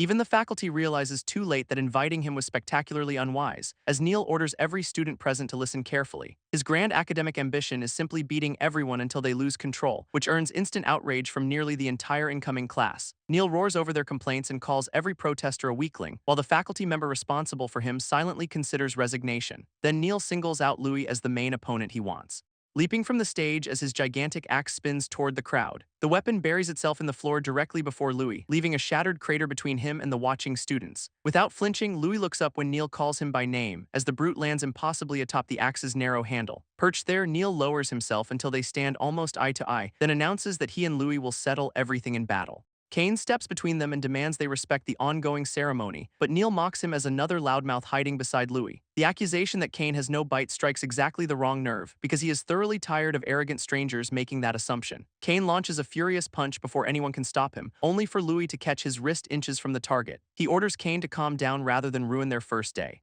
While Neil happily offers to fight both friends at once, Brian interrupts again, urging the Academy's talented commoners to cooperate and warns Neil that selfish violence will quickly get him expelled. Neil responds by dismissing Brian as insignificant and orders him aside, stunning Louis while Kane barely hides his amusement at the humiliation. Noble students condemn both commoners for showing the Chancellor's son such disrespect, but Kane says Brian embarrassed himself by interfering where nobody invited him. Neil ignores the politics and promises Louis will be his first victim, until a teacher reminds him that unsanctioned student fights are prohibited. Matches require classes, tests, or tournaments with a teacher present, and breaking that rule brings immediate expulsion without negotiation. Neil abruptly laughs off the confrontation, admitting expulsion would be inconvenient. So he shoulders his axe and places their fight temporarily on hold. He leaves Louis with a final promise that the challenge is coming, while Louis silently accepts that this nuisance will not disappear. The exhausted faculty member finally ends the ceremony and dismisses everyone, leaving Louis to wonder why Neil targeted him until Faye rejoins them. Kane blames the situation on her, earning a sharp blow to the head, before Faye admits she actually fought Neil during the final examination.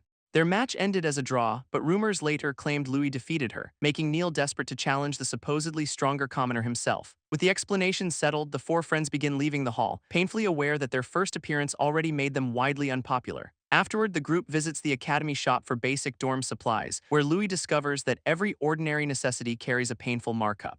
Even a plain feather pillow costs 30 silver coins under the smiling sales pitch, while an herb-filled meditation pillow somehow reaches 5 entire gold. Kane explains that daily shopping here makes money and credits essential, so Louis reluctantly buys the cheapest starter set for 100 silver. His perfume earnings cover it, allowing the remainder to support the orphanage, but the potion shelves remind him that training will demand far more income. Faye and Miliana leave for their dorm before tomorrow's awakening ritual, and their expensive luggage strengthens Louis' resolve to keep earning. He carries his modest purchases into the academy dormitory, searching for room 60 while hoping his roommate is tolerable. Several rolled bedding sets suddenly fly through the open doorway ahead, where Louis finds a group loudly warning someone not to resist them. 4 students surround a quiet purple-haired freshman and demand obedience. But their target answers the intimidation with unsettling, expressionless silence. That refusal infuriates the leader, who curses the student's stubbornness, then grabs the freshman by the collar and threatens a fight. Louis steps in with one precise finger strike against the aggressor's arm, sending sharp pain through the limb until the bully recoils screaming. Louis calmly reminds them that fighting means immediate expulsion, but the leader insists no fight started and denies attacking anyone. He then calls his next punch self-defense and charges anyway, letting Louis redirect the reckless swing with one casual touch. The stolen momentum drives that fist straight into another bully's face, launching the unfortunate student backward while everyone freezes in disbelief. Still carrying his bedding, Louis innocently asks whom he supposedly struck, as the fallen bully tearfully demands why his own leader hit him. Before the confused attacker can answer, Louis nudges his leg forward, forcing another accidental collision that drops one accomplice immediately. The remaining bullies stumble around their groaning friends without understanding anything, while Louis sends another tiny pulse through the leader's rigid arm. Pain and panic spread together as his body stops obeying him, and one final tap knocks a nearby student's foot off balance. That student crashes into the others, collapsing the entire group together. Until every bruised bully starts blaming someone else for the disaster. Their leader finally points at Louis and calls everything his fault, but Louis smiles and blames their strangely uncooperative bodies instead. The terrified student realizes those subtle touches controlled every movement, and calling Louis a monster instantly wipes the amusement from his face. The sudden menace makes every bully scramble away from his approaching steps,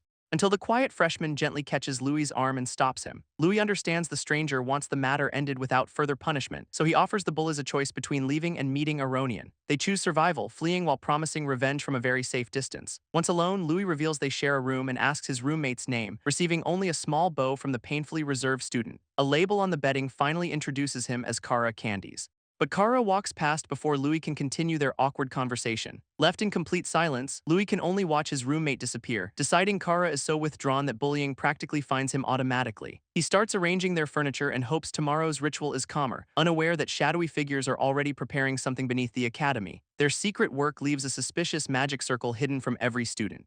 Before morning gathers, the freshmen inside Candria Academy's enormous temple. Louis and Kara enter together beneath the towering statue at its center, where a priest presents the world's creator as goddess Gaia. He recounts how Gaia once let humans and monsters coexist, until monsters exploited their natural power and dragons seized the skies, while colossal behemoths claimed dominion over the land below. Krakens ruled the seas, and their struggle drowned the world in blood, killing countless humans until Gaia finally answered with divine anger. She blessed powerless humanity with the 4 elemental essences, creating martial arcane and turning near extinction into human supremacy. The priest promises those same blessings will awaken within today's students, though Louis notices his sermon never mentions the mysterious first hero. Kara catches the tension in Louis' expression but remains silent before the priest abruptly singles both roommates out from the crowd. He leads them toward 2 isolated mats on the temple's far side, explaining that elemental talent should reveal itself once they meditate there. Beneath his formal instructions, however, the priest watches Louis with open contempt, and Louis immediately senses that something about this placement feels wrong. The priest privately decides the academy has no place for him, then hides that hostility by calling everyone else to begin. Louis wonders why a supposed teacher seems to hate him already. As every student settles before the statue of Gaia, the priest invokes earth, fire, wind, and water around their meditation mats, channeling the temple's glowing formation through the rings on his hand. 4 enormous elemental symbols flare to life across the chamber, and matching fire and water crests ignite beneath individual students. Their converging light races back toward Gaia's towering stone body, awakening the statue's eyes with a sudden golden glare. Divine radiance engulfs the temple as Gaia's image rises above everyone, and the released pressure nearly sweeps the students from their mats. Once they steady themselves, countless elemental lights fill the artificial starscape, revealing the different powers answering each student's focused mind. Some celebrate fire while others immediately reconsider plans after receiving water, but Neil erupts inside a violent spiral of flame and stone.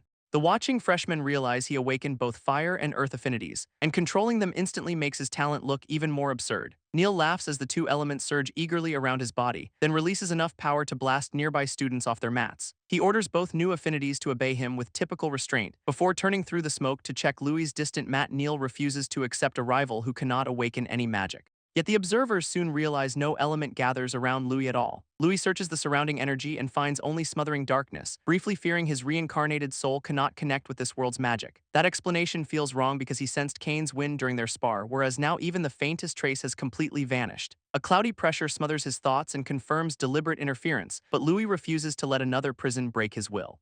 Remembering how he defied his failing body in his first life, he forces his mind outward until blue light tears through the darkness. The mental barrier shatters under an explosive surge of determination, sending a radiant pillar through the temple as fragments scatter overhead. Louis finally sees four distinct colors floating within the ritual space, recognizing them as the elements everyone else can already touch. The priest stares in disbelief because his hidden isolation circle should hold. While Louis reaches toward a nearby sphere of blue energy, the element slips away the instant his hand approaches it, leaving him able to sense magic without forming any connection. Repeated attempts produce the same infuriating result around his mat, and even Louis begins struggling to explain the second obstruction. The priest quietly celebrates because mental isolation was only one layer, with a confinement circle still blocking Louis's spirit from every element. A magic forbidden orb further weakens that bond, making awakening nearly impossible, while the bribed priest blames Louis for attracting determined enemies. Having accepted their payment, he orders Louis to sit in despair, as the ritual continues until darkness settles over the academy. Hours later, departing students mock Louis while he and Kara keep struggling, with exhaustion gathering as stubbornly as the missing elements refuse to.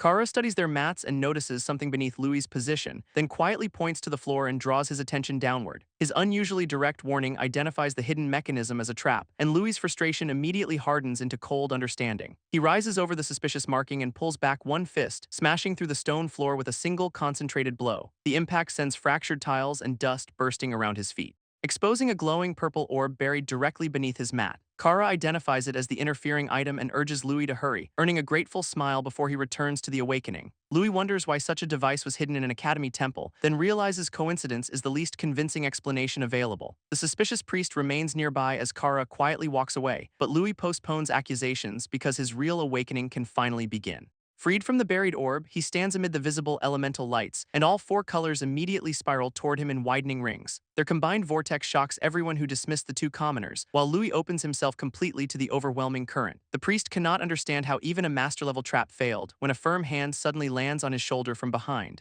Aronian orders the trembling conspirator to stand down immediately, and the priest bows before obeying his principle without argument. Students assume Aronian came because Louis still cannot complete his awakening, while the retreating priest curses an intervention that nearly exposed everything. He slips through the quiet temple corridors once the crowd looks away, then approaches his waiting accomplice beside an outdoor fountain. The priest reports failure and demands distance before more trouble finds him. But his employer merely calls Louis lucky and keeps plotting. Aronian secretly tells Kylie to monitor the priest Sid for outside interference, then returns after clearing the remaining obstacles around Louis. With nothing left to suppress him, the final result depends entirely on Louis, who meditates inside four tightening bands of elemental light. Feeling their presence directly recalls Kane's earlier explanation of magic, which described the elements as the goddess-made foundation of this world. Monsters wield that power naturally from birth, unlike humans who require awakening, because elemental energy already lives inside every monster's body. Kane explained that their magic crystals store those concentrated affinities, allowing each monster to command its matching element instinctively. Their crystals serve as natural channels for releasing that stored magic. While awakened humans must borrow and manipulate elements from their surroundings, compatible elements approach during the ritual, leaving training to deepen recognition, though Louis once mistook a monster crystal for an element itself. Kane corrected him by saying everything in this world contains elemental essence, so Louis now wonders whether the blue light favors him most. He cautiously extends one finger toward the hovering water element, and its power answers with visions of magical creatures ruling the sea. A monstrous kraken suddenly emerges behind those graceful forms, flooding Louis' senses with the same crimson presence tied to his curse. His hidden black hair and red eyes surface as agony tears through him, detonating the elemental vortex into a violent four-colored storm. Water, fire, wind, and earth collide around a forming divine emblem, manifesting the world's essence beneath what the temple calls Gaia's will. Aronian recognizes the dangerous change reflected inside Louis's eyes and realizes the uncontrolled awakening is rapidly becoming catastrophic. Louis fights to remain conscious while every element batters his body, as Aronian raises 4 affinities to create a goddess barrier. He invokes the temple statue and seals the raging power around Louis, forcing the scattered elements back into separate, contained formations. 4 luminous walls close around Louis and cut off the dangerous feedback. Although the trapped power keeps grinding painfully through his mind, outside, students struggle to see why Aronian suddenly sealed the commoner away, while the principal commands Louis to ignore everything and regain control. Louis clings to that voice as the crimson impulse fights his reason, gradually forcing the madness back behind his clearing eyes. The violent pressure finally recedes, leaving his natural black hair exposed. And Louis admits he came dangerously close to losing himself again. Once calm, he studies the elements and compares them to elementary particles, reasoning that their behavior might change if he adjusts their frequencies. He guides the colored lights into a stable, rotating structure, then expands their synchronized pattern with increasingly precise control. The compressed formation flares into one blinding sphere above his palm. Before separating cleanly into earth, water, fire, and wind symbols, all 4 affinities spiral around Louis without tearing at his mind, leaving even Aronian stunned by the impossible correction. The controlled vortex grows taller and denser than Neil's earlier eruption, terrifying every student who had dismissed Louis as a failed commoner. Aronian smiles because the result exceeds even his enormous expectations, while Louis realizes scientific principles may let humans mimic monster magic. He draws 4 separate streams directly through his open palm, harmonizing their constant motion with his breathing and internal chi. If that circulation stabilizes, his body might form its own magic crystal, turning elemental power into something usable like a qigong technique. Louis concentrates until a snowflake pattern appears inside his eye, and enormous ice crystals erupt around his seated body. Their growth expands into a freezing dome that strains the temple barrier, finally making Aronian's confident expression sharpen with surprise. The frozen shell bursts outward in a blinding wave of energy, lifting Louis high above the chamber inside spiraling blue currents. Aronian watches the impossible experiment with a faint, impressed smile, while Louis floats peacefully at the center of his new power. Unfortunately, the spreading ice sends nearby students scrambling for help, and several lose their footing as crystals chase them across the floor.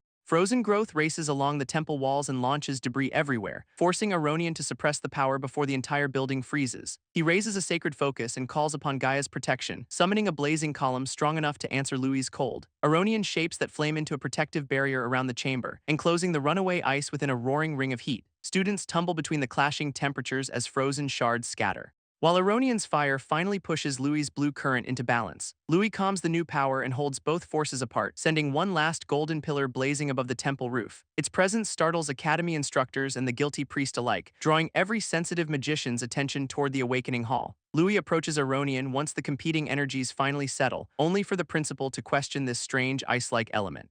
Holding the cold blue flame, Louis offers his working theory, explaining that rapidly moving elements seem capable of merging together. Different combinations should cause reactions and produce entirely new properties, but wind and water now completely fill his meridians. Unsure how to handle that condition, Louis admits he needs guidance, then notices the principal already watching him from across the hall. Aronian answers by raising one hand toward the battered ritual chamber, and a sweeping ring of fire melts the remaining ice instantly. He catches the glowing academy emblem within his open palm, before sternly asking whether Louis understands what he just caused. The thaw reveals unconscious students sprawled throughout the flooded hall, leaving Louis to thank Aronian sheepishly for preventing something worse. Aronian restores Louis's disguise and leaves the cleanup to him, though he invites the curious student to follow him afterward. They cross the ruined temple beneath Gaia's silent stone gaze, unaware another observer watches them disappear through the distant doors. Inside his office, Aronian congratulates Louis on awakening all 4 affinities, and Louis calmly confirms the unprecedented result over a drink. He demonstrates by balancing 4 colored elements above his hand, earning genuine praise for a beginner controlling them so smoothly. Aronian offers his personal magic notes as Louis's first reference, while recommending Faye and Miliana for fire and water guidance. Before Louis can leave, the principal summons Kylie inside, and his silver-haired aide enters surrounded by controlled wind. Aronian introduces Kylie as the assistant he trusts most, assigning her to protect Louis from future attacks and sabotage. Kylie immediately suggests relocating for a safer demonstration, leading them into Aronian's earth-reinforced private training chamber. Once inside, she asks Louis to reproduce his unknown element, so he gathers wind and water above his bandaged palm. Accelerating both streams makes their energies blend around a bright core, forming the freezing power Louis decides to call the ice element. Aronian has never heard of anyone combining affinities this way, while Kylie savors the unnatural chill with growing excitement. Her delighted smile warns Louis that observation will not satisfy her, and she suddenly charges forward to experience the element firsthand. Louis catches her rushing strike inside spiraling bands of cold, then drives an ice-coated fist toward her exposed side. His attack keeps accelerating as compressed blue power gathers behind it, forcing Kylie to twist away from the freezing impact. She retreats across the chamber while Louis extends the icy stream, only to realize frost has slowed her arm and movements. Switching to fire, Kylie asks whether fusion has ever succeeded before, but Aronian says generations of magical research produced no example. Countless celebrated geniuses devoted entire lives to that impossible problem, since most humans can withstand only one elemental affinity. Even awakening multiple attributes remains extraordinarily rare among powerful magicians, and the legendary Eastern saint Lady Miriam controlled only three. She once attempted a fusion herself and suffered disastrous failure, because neither her body nor mind endured the colliding power. Louis concludes ordinary humans simply cannot survive elemental fusion, and Aronian explains the process demands overwhelming physical and mental strength. Guiding several elements through one body makes their forces collide internally, turning a failed attempt into an extremely quick death sentence. That realization makes Kylie's playful curiosity suddenly become serious, because Louis may possess potential comparable to an actual saint. She reignites her fire and prepares to test that potential again, charging with both fists wrapped in far greater heat. Louis meets her renewed assault with another freezing counter, while Aronian explains Lady Miriam's theory behind multiple attributes. A magician needs either a dragon-like body capable of surviving collisions, or magic crystals that channel each power separately like monsters. Louis blocks Kylie's strikes and asks how those experiments ended, learning every Imperial attempt failed until fusion research became forbidden. Aronian never imagined anyone would casually break that ancient taboo, but Louis succeeds by circulating each element through separate meridians. Kylie interrupts his satisfaction with a sharp wind-powered kick, which Louis barely guards while assuring her he understands the danger. If outsiders discover his secret, rivals could target or exploit him, so Kylie warns that even careless experimentation may invite disaster. Protecting Louis is her assignment, but avoiding trouble remains his responsibility, and he agrees to present ice as advanced water magic. Aronian questions whether that explanation can survive serious scrutiny, so Louis confidently asks Kylie for one final attack. She obliges with another blazing charge aimed straight at him. While Louis draws a rushing wall of water around himself, he compresses and accelerates the liquid into a brilliant core, then rides its expanding current safely above Kylie's fiery punch. The abrupt transformation leaves even his experienced opponent speechless, while Aronian recognizes something fundamentally different from normal magic. Louis calls the technique water element, supersonic ice form, but the astonished principal insists this process is not magic. Kylie cannot explain ice that resists her flames while radiating energy, so Louis credits pressure and scientific knowledge from his former world. Aronian eagerly offers instruction, resources, and credit for future discoveries, though Kylie privately questions protecting someone built on unexplained coincidences. Aronian refuses to dismiss possibilities merely because books miss them, and Kylie accepts his judgment despite viewing Louis as troublesome. Her fire surges again as she silently commits to guarding him properly, ending the intense training session with one final explosion. Aronian sends Louis back before classes and provides a mental recovery potion, surprising him with proof that magical medicine can restore the mind. One dose leaves Louis so energized that sleep seems completely unnecessary, until he opens his dormitory door and senses someone waiting inside. Kara sits fully dressed beside the desk despite the late hour,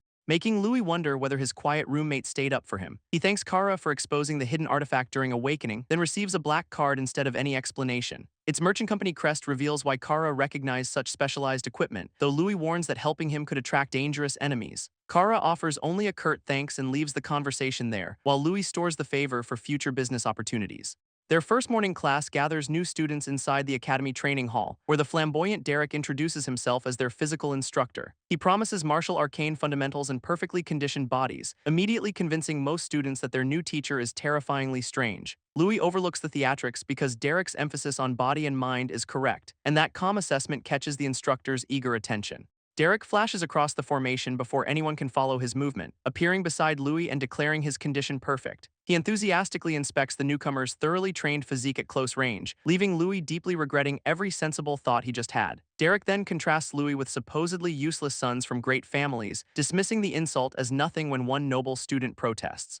Following academy tradition, he summons upperclassmen to demonstrate the equipment first, while Louis and Kane hear the seniors disparage this year's newcomers. The older group advances together, mocking freshmen who even lost to commoners, and eagerly promises to display the gulf between apprentices and fighters. Kane recognizes the humiliation ritual as another cherished academy tradition, before Derek cuts off the chatter and orders an immediate demonstration. One confident senior volunteers to handle the first machine, introducing a weighted pec deck designed for arms and chest. Earth magic reinforces every plate far beyond its ordinary mass, yet the senior smoothly presses a full ton without hesitation. His casual strength shocks everyone who expected a normal training device, while another senior spins inside a rotating frame without losing balance. A third runs comfortably with 250 kilograms on each leg. and Derek cheerfully sends the rattled freshmen to copy them. Their first volunteer strains against handles that refuse to move, while others collapse around equipment built for far stronger bodies. One enchanted treadmill launches its exhausted runner across the hall, giving the seniors plenty of material to ridicule their weak juniors. Their laughter dies when Louis calmly approaches the same machines and presses 10 tons with the rhythm of a warm-up. He accelerates the treadmill until smoke pours from its overloaded frame, then spins the balance wheel fast enough to create a miniature tornado. Freshmen and upperclassmen stare together in completely defeated silence, unable to find even the magical trace of enhancement medicine. Neil refuses to let Louis monopolize everyone's astonishment, forcing the PEC deck past 15 tons through raw strength. He follows by running with two 10-ton blocks balanced overhead, making the watching seniors question every advantage they supposedly possessed. Neil slams one block down and declares himself the winner, challenging Louis to settle their rivalry while ignoring everyone else. Louis reminds him this lesson is basic conditioning, not a contest, and says displaying strength for applause accomplishes absolutely nothing. An embarrassed senior immediately treats that observation as a personal insult, then demands both powerful commoners reveal their awakened attributes. Neil proudly unleashes fire and earth as his dual affinities, shocking nobles who never expected that gift from a commoner. Louis follows their cover story and displays only water, which makes the arrogant senior burst into relieved laughter. He calls water useless and asks whether Louis plans to slap people, prompting Louis to calmly question what makes the affinity amusing. Nearby students explain that water offers only Aqua Blade offensively, with most of its techniques limited to defense and support. Louis quietly processes why everyone looks down on the element, as the seniors claim no water magician ever became a grand master. They advise him to hide behind teammates, worrying Miliana beside him, but Louis asks whether master rank truly represents water's absolute limit. The arrogant senior calls that common knowledge and mocks commoner ignorance, until Kane and Faye angrily fire back at his sneering group. Both sides trade increasingly childish insults across the training floor before Sheath's older brother approaches Derek with a calculated proposal. He argues that proper magic requires bodies hardened through taking attacks, then suggests combining sparring with today's endurance lesson. The senior volunteers to demonstrate Water's supposed weakness on Louis personally, while Kane warns that Sheath's brother clearly intends serious harm. Louis tells Derek no attribute is inherently superior or inferior, accepting the challenge to prove that belief against the seniors. Their leader steps forward as his companions confidently celebrate behind him, and Louis reassures the concerned Kane before entering the match. Derek permits magic only inside the marked central area, while forbidding either side from avoiding incoming attacks completely.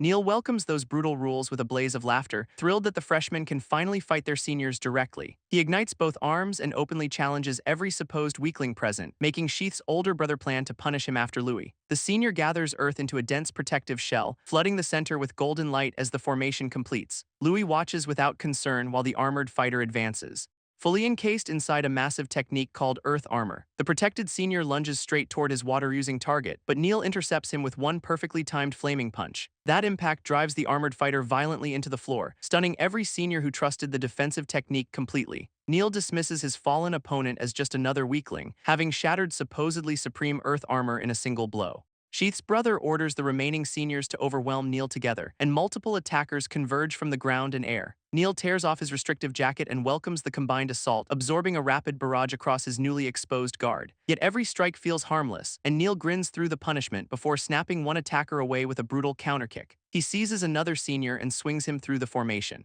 scattering the entire group across Derek's training floor. One battered fighter spots an opening behind Neil's relaxed stance and drives an earth-reinforced fist directly into his back. Believing their surprise attack worked, the senior allows himself one smile, only for Neil's hardened body to shatter his armored knuckles. The recoil leaves the attacker frozen in sudden disbelief, then pain catches up and drops him screaming to the floor. Neil barely notices, comparing the whole assault to a mosquito bite, while another senior wonders how he protects every body part simultaneously. Neil answers by engulfing himself in fire and surging forward, smashing the terrified fighter straight through the reinforced wall. Derek uses the crater as a cheerful warning to everyone watching, making the remaining seniors reconsider whether this humiliation lesson was wise. Even Louis finds Neil's enthusiasm excessive, though Kane is hardly surprised, because another wind user already dives toward the waiting freshman. Kane intercepts him as Faye challenges a fire-wielding senior herself, and wind and flame techniques erupt together across the arena. With the other clashes underway, Louis turns toward his own opponent, and Sheath's older brother announces their match as the final lesson. He promises to teach the commoner proper respect for noble authority, then opens with an ambush so rude even Louis comments on it. The senior vaults high above Louis before he can supposedly respond, gathering compressed wind between his hands for gale penetrate. A towering green blade crashes down across Louis' position, but the attacker immediately senses his technique striking something unnatural. The wind fractures against a translucent barrier of solid ice, leaving Louis completely unharmed beneath his frozen defense. That impossible block wipes the confidence from his opponent's face, and the senior hurriedly flips backward before Louis can counter. Frost coating his hand confirms the barrier truly came from water, while Louis casually calls it an advanced application of that element. When another fighter lunges in, he sweeps the attack aside with water, making Miliana recognize just how far his control already surpasses hers. The seniors stare at the ice shield and fear this troublesome freshman class. While Sheath's brother quietly decides their current approach cannot continue, nearby, Neil launches another attacker away with a savage flying knee, and the plotting senior watches every freshman battle with a calculating smile. Neil meanwhile hurls another opponent aside without slowing down, then loudly invites the next upperclassman to try his luck. A faster senior circles behind a fiery trail and taunts him to connect, which makes Neil's delighted expression turn dangerously focused. His answer detonates across the floor in a chain of explosions, forcing several seniors to scatter while a wind user dives overhead. That fighter unleashes a coiling green blast meant to restrain Neil, as another opponent complains that the commoner refuses to fight fairly. Neil responds by crashing down inside a pillar of fire, while the wind pressure sends one senior tumbling past Louis. Louis blocks a second surprise attack and mocks their hollow noble pride. But Sheath's brother insists that winning justifies every tactical decision. Their coordinated assault traps Louis between wind and incoming fire, until Neil barrels through the exchange with another blazing strike. Louis lands behind his ice guard, admitting two opponents complicate matters, precisely when the wind user sees his chance to attack again. He wraps Louis inside a tightening spiral of green pressure, but Neil blasts the interfering senior from behind before it closes. Sheath's brother curses the reckless commoner for ruining their teamwork, while Neil sends the nuisance flying and turns back toward Louis. With every senior removed, he immediately demands their postponed duel, rushing into Louis' space so skillfully that Derek recalls William. Louis reads the compact punching pattern after only a few exchanges, catches Neil's extended wrist, and attacks the vulnerable joint. The lock should finally restrain his battle-crazed classmate. Until Faye suddenly warns Louis that something is terribly wrong. Neil ignores the twisted arm and clamps onto Louis instead, delighted that he has finally caught the elusive martial artist. His free fist erupts in flame and slams Louis downward, making Neil laugh that their real fun has only begun. Louis rises bleeding and warns that this attack crossed Academy rules, then freezes the hand still gripping him with flowing blue power. Neil only laughs harder, insisting ordinary ice cannot satisfy him, and promises to endure everything without running or defending. Louis obliges by raising jagged ice around Neil's entire body, calmly asking whether his reckless opponent would prefer something harsher. A second surge locks Neil's arms inside thick crystal formations, yet the burning pain somehow leaves him even more ecstatic. Fire explodes outward and pulverizes every frozen restraint, allowing Neil to seize Louis again and launch another attack. In Neil's mind, fighting Louis promises an even higher level of strength because suffering has driven him since a desperate night in the wilderness. Exhausted beside a river, he once faced a pack of red-eyed wolves and barely noticed the first beast until water splashed beside him. The entire pack lunged together through the darkness, tearing into Neil while he fought desperately from the ground. He caught one wolf at his arm and refused to release it, then started laughing as survival awakened something ferocious within him. Fear disappeared behind a predatory stare matching the surrounding beasts, as Neil decided that pain simply proved he remained alive. Every fresh wound made that conviction feel increasingly exhilarating, teaching him to equate greater suffering with greater strength. Only powerful creatures could survive in the world he understood. So he turned the wolves' own brutal struggle against them. Rising amid the defeated pack, Neil embraced that twisted lesson completely and has chased stronger pain through every battle ever since. Back in the arena, Louis stamps and unleashes an upward current, launching Neil overhead as worried classmates shout Louis' name. Neil descends inside roaring fire, calling them equally power-hungry monsters, while Louis prepares a revolving field of countless open hands. Those layered palms catch Neil's flaming fist and divert its force, sending the missed strike crashing harmlessly into the training floor. Neil recoils for barely a moment before charging through the pain, but Louis pivots overhead and drives a heel into his face. The impact only stretches Neil's delighted grin even wider, as Louis strings kicks, throws, and palm strikes into one seamless combination. Kane and Faye worry Neil may either rampage or get himself killed. Yet the battered fighter surges back before they can intervene. Louis searches for a restraint that will not violate Academy rules, then sweeps freezing power upward and orders Neil to calm down. Ice Tempest carries him into a towering frozen formation, pinning Neil against its jagged surface while he laughs through the pain. He ignites every injury and begins melting his prison from within, forcing exhausted muscles to move beneath an even hotter aura. Derek watches the reckless recovery with growing professional interest, as Neil breaks free and insists the ice still was not enough. His glowing eyes demand that Louis continue their escalating battle when Kylie suddenly drops between them with a crushing fiery kick. Louis recognizes Aronian's aid just as the arena falls silent, and Kylie pins Neil down, declaring that he has gone too far. She dismisses the groaning fighter as a muscle-brained idiot. While Derek approaches with embarrassingly enthusiastic admiration for his colleague, his clumsy flirting earns an immediate warning to keep his distance, so Derek protests that he only wanted combat to reveal Louis' potential. Kylie hopes he is not completely foolish and reminds him she protects Louis, then delivers Aronian's order to visit the principal after class. Derek accepts the inevitable lecture and disperses his remaining fire.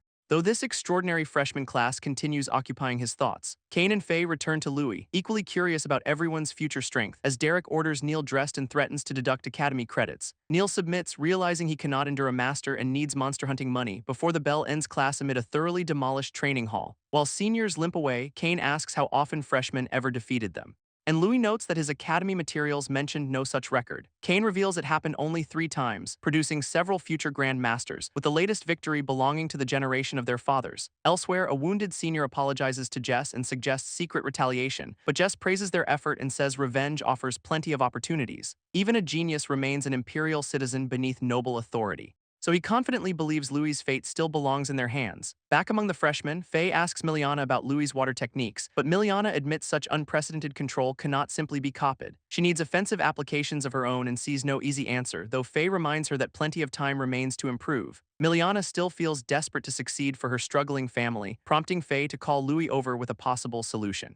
Their conspicuous approach starts rumors that Miliana plans a confession, when Faye merely asks Louis to teach his advanced water techniques. He agrees without hesitation because he considers them friends, and that simple word leaves Miliana unexpectedly uncertain. She warns that helping her could eventually bring Louis serious trouble, but he would rather face trouble than betray someone he calls a friend. Miliana insists she cannot involve him in her private burden, then flees before emotion can expose anything further. Faye apologizes to Louis and runs after her shaken companion, while Louis suspects both of them carry circumstances much like his own. Seeking answers, he asks Kane what happened to Miliana's family, learning she is the Royce heiress and a Grand Master's granddaughter. The family declined after that grandmother died, though Faye may know more, so Louis turns to Kara and asks for another perspective. Kara quietly reveals the Royce family clashed with the Arcanist Association, confirming Miliana's feared trouble is connected to that powerful organization. With no further details available, Louis decides to ask Faye later, before their first magic lesson begins on the academy training field. Their instructor introduces himself as Sid and promises martial arcane fundamentals, immediately confirming Louis' suspicion that the corrupt priest dislikes him. Sid catches Louis whispering with Kane and forbids disturbing his lesson, deducting 1 academy credit from both students without hesitation. He warns that repeated violations can eventually reduce their credits to 0, then charges Louis another point for supposedly rebellious manners. With that petty punishment delivered, Sid gathers earth magic overhead, shaping it into a colossal armored knight with spear and shield. The sheer scale makes Louis and Kane reconsider the priest's actual ability, as Sid explains martial arcane combines magic with physical technique. Apprentices must manifest weapons before coating themselves in arcane armor, and mastering both stages allows them to reach fighter rank. Sid channels power through mind, body, and every deliberate movement, sending a blazing slash tearing across the towering stone knight. The spectacle leaves most freshmen staring upward in open disbelief. Before Sid offers 5 credits to whoever damages the statue most, he then divides everyone by attribute to practice their matching attacks, leaving Neil alone while water users rehearse support magic nearby. That arrangement gives 2 students another excuse to mock them, claiming human punching bags will never even reach the statue. Their laughter reminds Miliana of someone she desperately wants to prove wrong, and Louis notices the tension tightening across her expression. She denies anything is wrong and tries pushing him away, so he asks why attacking matters when protection saves companions too. Miliana needs both, because only a Grand Master can restore her family, while Louis doubts any divine attribute could truly be incomplete. Yet she has enhanced blades and chain strikes without gaining enough power before another student calls her over to provide an aqua shield. Miliana surrounds herself with a broad curtain of circulating water, which catches the incoming wind user and redirects him harmlessly overhead. Everyone sees a natural defender, but Miliana still sees failure, awakening Louis' memories of ridicule for studying martial arts while bedridden. Those same tormentors stole his research and declared him undeserving, ordering him to abandon an impossible dream and simply disappear. Miliana knows her weakness too, yet continues chasing her goal, so Louis decides she may deserve the new path he showed Kane. He steps beside her shield and reshapes its current with practiced hands, raising sudden ice that catches the falling attacker before impact. Since Louis also believes in water's potential, he invites Miliana to watch, then boldly asks Sid for his own attempt against the statue. Sid permits it while threatening confiscation of every credit for failure, but Louis already has a method for multiplying water's offensive force. The same mockers laugh harder, believing only his ice could matter. While Miliana warns ordinary water cannot scratch this reinforced construct, Louis accepts the risk, reassures her, and walks forward with an idea, passing other elemental attackers until he stands before the untouched knight. He gathers loose grit from its base, remembering that softness overcomes hardness, then crushes those grains finely enough to suspend them in water. Extreme pressure forces that abrasive stream between his extended fingers. transforming harmless water into a cutting weapon from his old world. The condensed current coils around Louis like a luminous blue blade before he swings his newly created martial arcane aqua cutter. Students initially mock its weak appearance until someone urges closer attention because a perfectly clean line has appeared across the armored statue. Sid begins trembling as the impossible result registers in his mind, and the severed stone erupts apart along Louis's brilliant blue cut. Miliana finally witnesses the offensive power hidden inside her own attribute and carries that revelation away as evening settles over the academy. Kane joins Louis afterward, delighted by Sid's face and those 5 credits, explaining the priest fled class looking paler than spoiled bread. Louis missed that comedy while thinking only about water magic. Then Kane suggests hearing Faye's plan for helping Miliana improve. Faye wants her friend using recovery potions and renting specialized training rooms, though their combined prices make Louis immediately understand the problem. He therefore asks Kara for one favor involving the coming training mission, and several days later the freshman class gathers outside for deployment. Derek praises their growth before announcing real monster hunting assignments, explaining the academy borders the Great Mondo Forest on the western frontier. Monsters still inhabit it, growing more dangerous toward the center, while weaker creatures roam the outer region chosen for beginners. These missions both protect the Empire and develop practical combat experience, with recovered magic crystals buying credits and top performance earning bonuses. Reckless students requiring rescue instead lose 1 credit to their teacher, which only makes Neil celebrate permission to fight without restraint. Faye confirms Louis will train Miliana through genuine combat during the mission, so he forms a 5-person team whose strength should replace expensive facilities. Miliana agrees to join Faye, Kane, Kara, and Louis, sealing their new team with 1 collective clap. Derek then assigns each freshman group to follow experienced upperclassmen, placing Louis beneath a familiar senior who warns that missions kill. Louis answers that danger is precisely what makes people grow. And his confident smile earns an irritated accusation of insolence. The senior secretly orders his companions never to help Louis's group, while Kane suspects they may lure the freshmen towards stronger prey. Louis considers that perfect, since stronger monsters carry better crystals, and both groups advance together beneath the forest canopy. Their guides claim Saints once cleared this region and downplay every remaining threat. Then suggest 5 talented apprentices could defeat 1 fighter-class creature. A massive claw immediately tears through the brush beside them, wiping the smug confidence from their senior guide's face. A red-eyed grand bear emerges as the promised fighter-class opponent, though the upperclassman still pretends this is an easy training target. Privately, he knows its defense and stamina could exhaust the freshman, while Louis draws everyone together and prepares their coordinated response. The grand bear roars hard enough to shake the clearing, but Faye charges first with her sacred lance blazing around her. Her thrust detonates against the grand bear and launches Faye upward, opening space for Kane to spiral past its reaching claws. He drives a wind-coated slash directly across its massive torso, yet neither attack penetrates the monster's absurdly durable hide. The bear answers with one sweeping paw that sends Kane flying, only for Kara's flaming arrow to burst against its shoulder. Louis praises the clean shot as Kara calmly prepares another, while their furious target rises higher and charges the group. Miliana finally steps forward, drawing water around her staff and loops those currents over the grand bear's moving limbs. Her technique tightens into a liquid harness around its entire body, letting Miliana combine martial arcane with practiced throwing mechanics. Water flow shoulder throw redirects the monster through her pivot, spinning its enormous weight repeatedly through the air. Faye proudly explains this Wataran Jujutsu combination is Miliana's original creation, and Louis finds her inventive answer far more interesting than imitation. He accelerates toward the airborne grand bear before it can recover, matching its wild trajectory as the monster roars overhead. Louis leaps after it, unwilling to let Miliana's opening disappear, then drives a concentrated blue strike into its descending body. The blow sends the bear higher while 2 water streams cross beneath it, as Louis channels opposing energies through the rings across his fingers. He compresses the heated water into a pulsing sphere of vapor, then launches that unstable mass directly toward the falling monster. A swirling shell engulfs the grand bear and collapses around it, blasting steam through its defenses until internal damage finally draws blood. The explosion drives its enormous body into a fresh crater, leaving Miliana stunned that water harmed what other attributes barely scratched. Louis explains pressurized steam burns flesh, disrupts breathing, and bypasses tough skin, which immediately makes Miliana wonder whether she can reproduce it. Instead of another lecture, Louis tosses several tiny rings into her hands, and Miliana stares at the unfamiliar tools in confusion.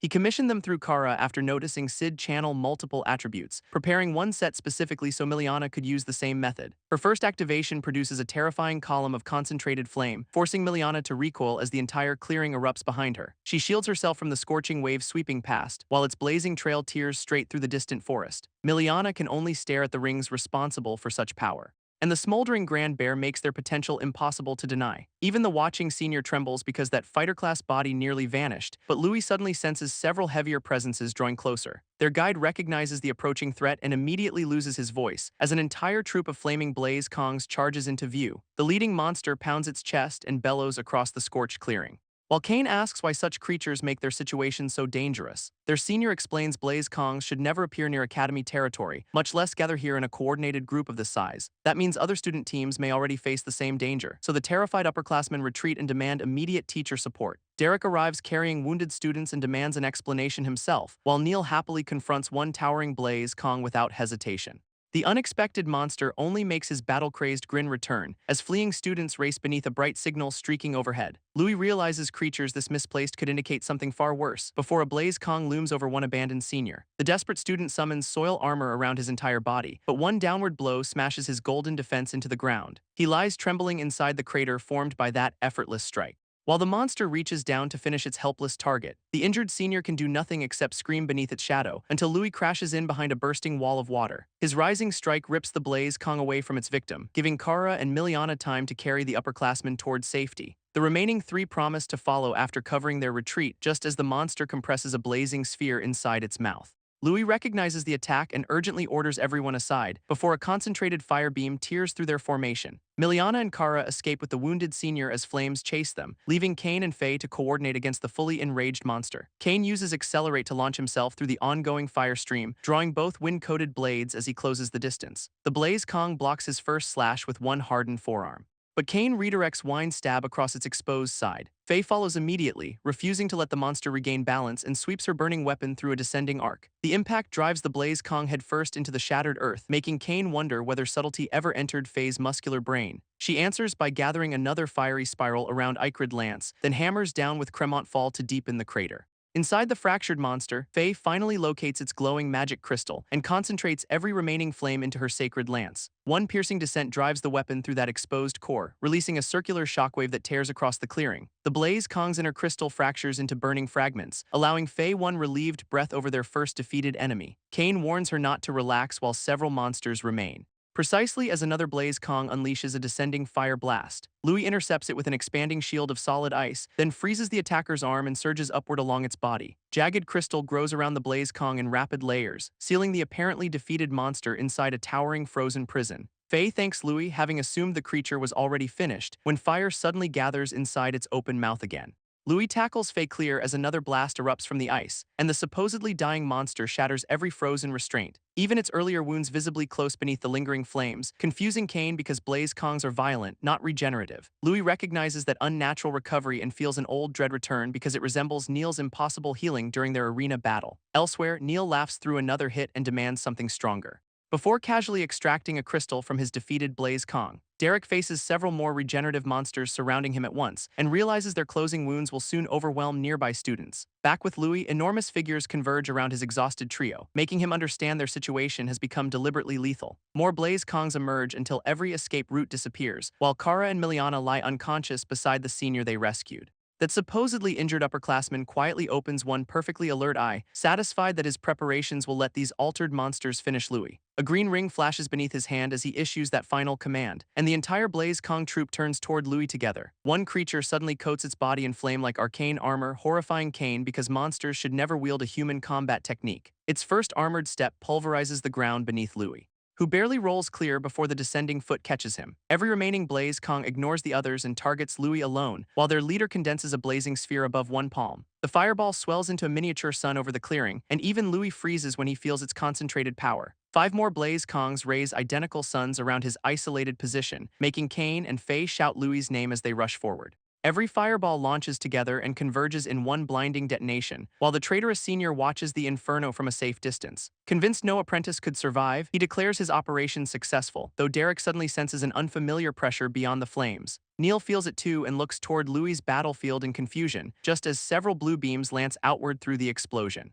Those freezing lines pierce the surrounding Blaze Kongs before they react, then spiral upward into a colossal vortex visible above the forest. Kane and Faye stop cold as that impossible power clears their path, revealing Louis floating calmly inside the revolving blue current. A frozen star gleams within his eye as his real circulation awakens, exposing control over an area normally possible only for a master. Louis has temporarily forced himself to that level by overdriving his mana.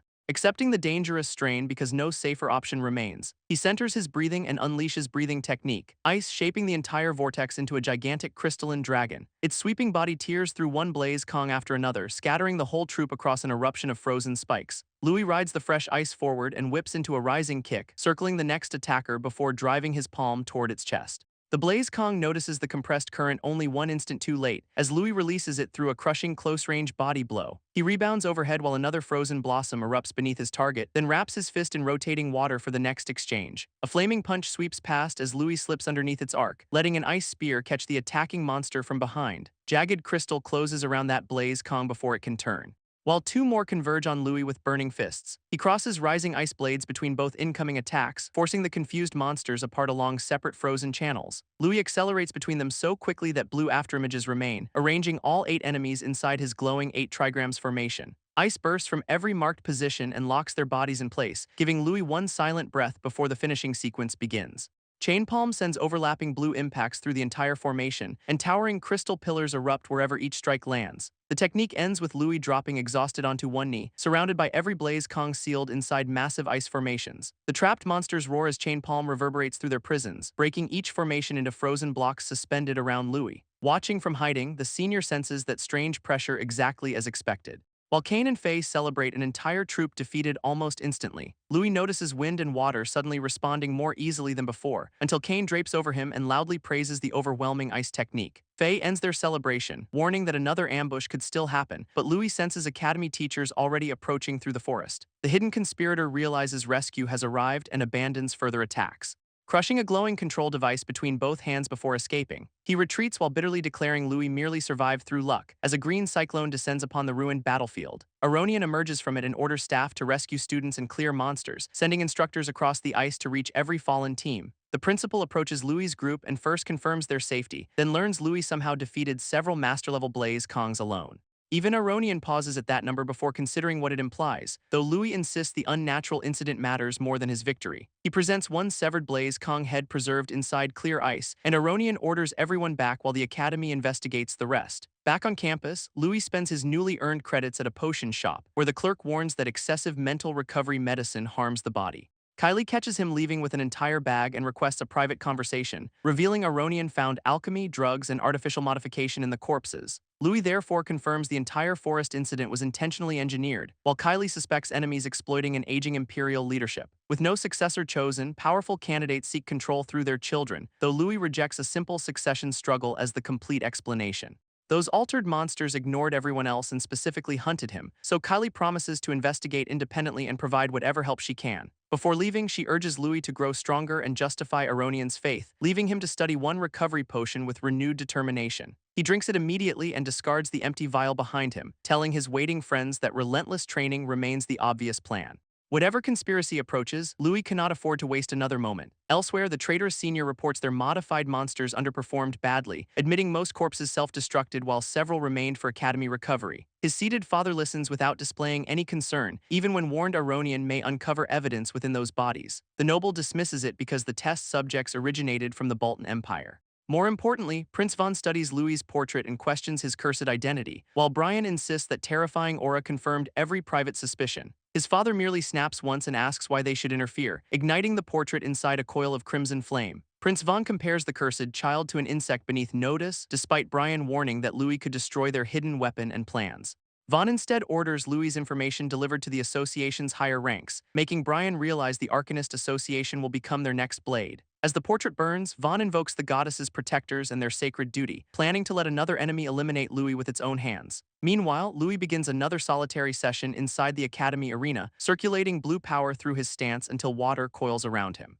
Kane suddenly dives from above, but Louis senses the wind before impact, dropping beneath the green slash as his rival continues through. Their next exchange fills the arena with blades, afterimages, and redirected momentum, until Louis cuts inside Kane's rhythm with a sudden counter. He closes his eyes for one calm instant and reads the next attack, slipping beneath Kane's descending blades before either can connect. Louis turns that miss into a spinning throw that carries both fighters onward. and green steel collides with blue ice high above the floor. Their collision scatters flame downward and splinters Louis's frozen defense, triggering a violent blast that consumes both sides of the arena. Another teammate attacks through the smoke with spiraling rings of force, yet Louis slips beyond the collapsing debris before they can close. His pursuers immediately spring the hidden ice trap beneath his feet, launching him upward along a sudden forest of frozen spikes.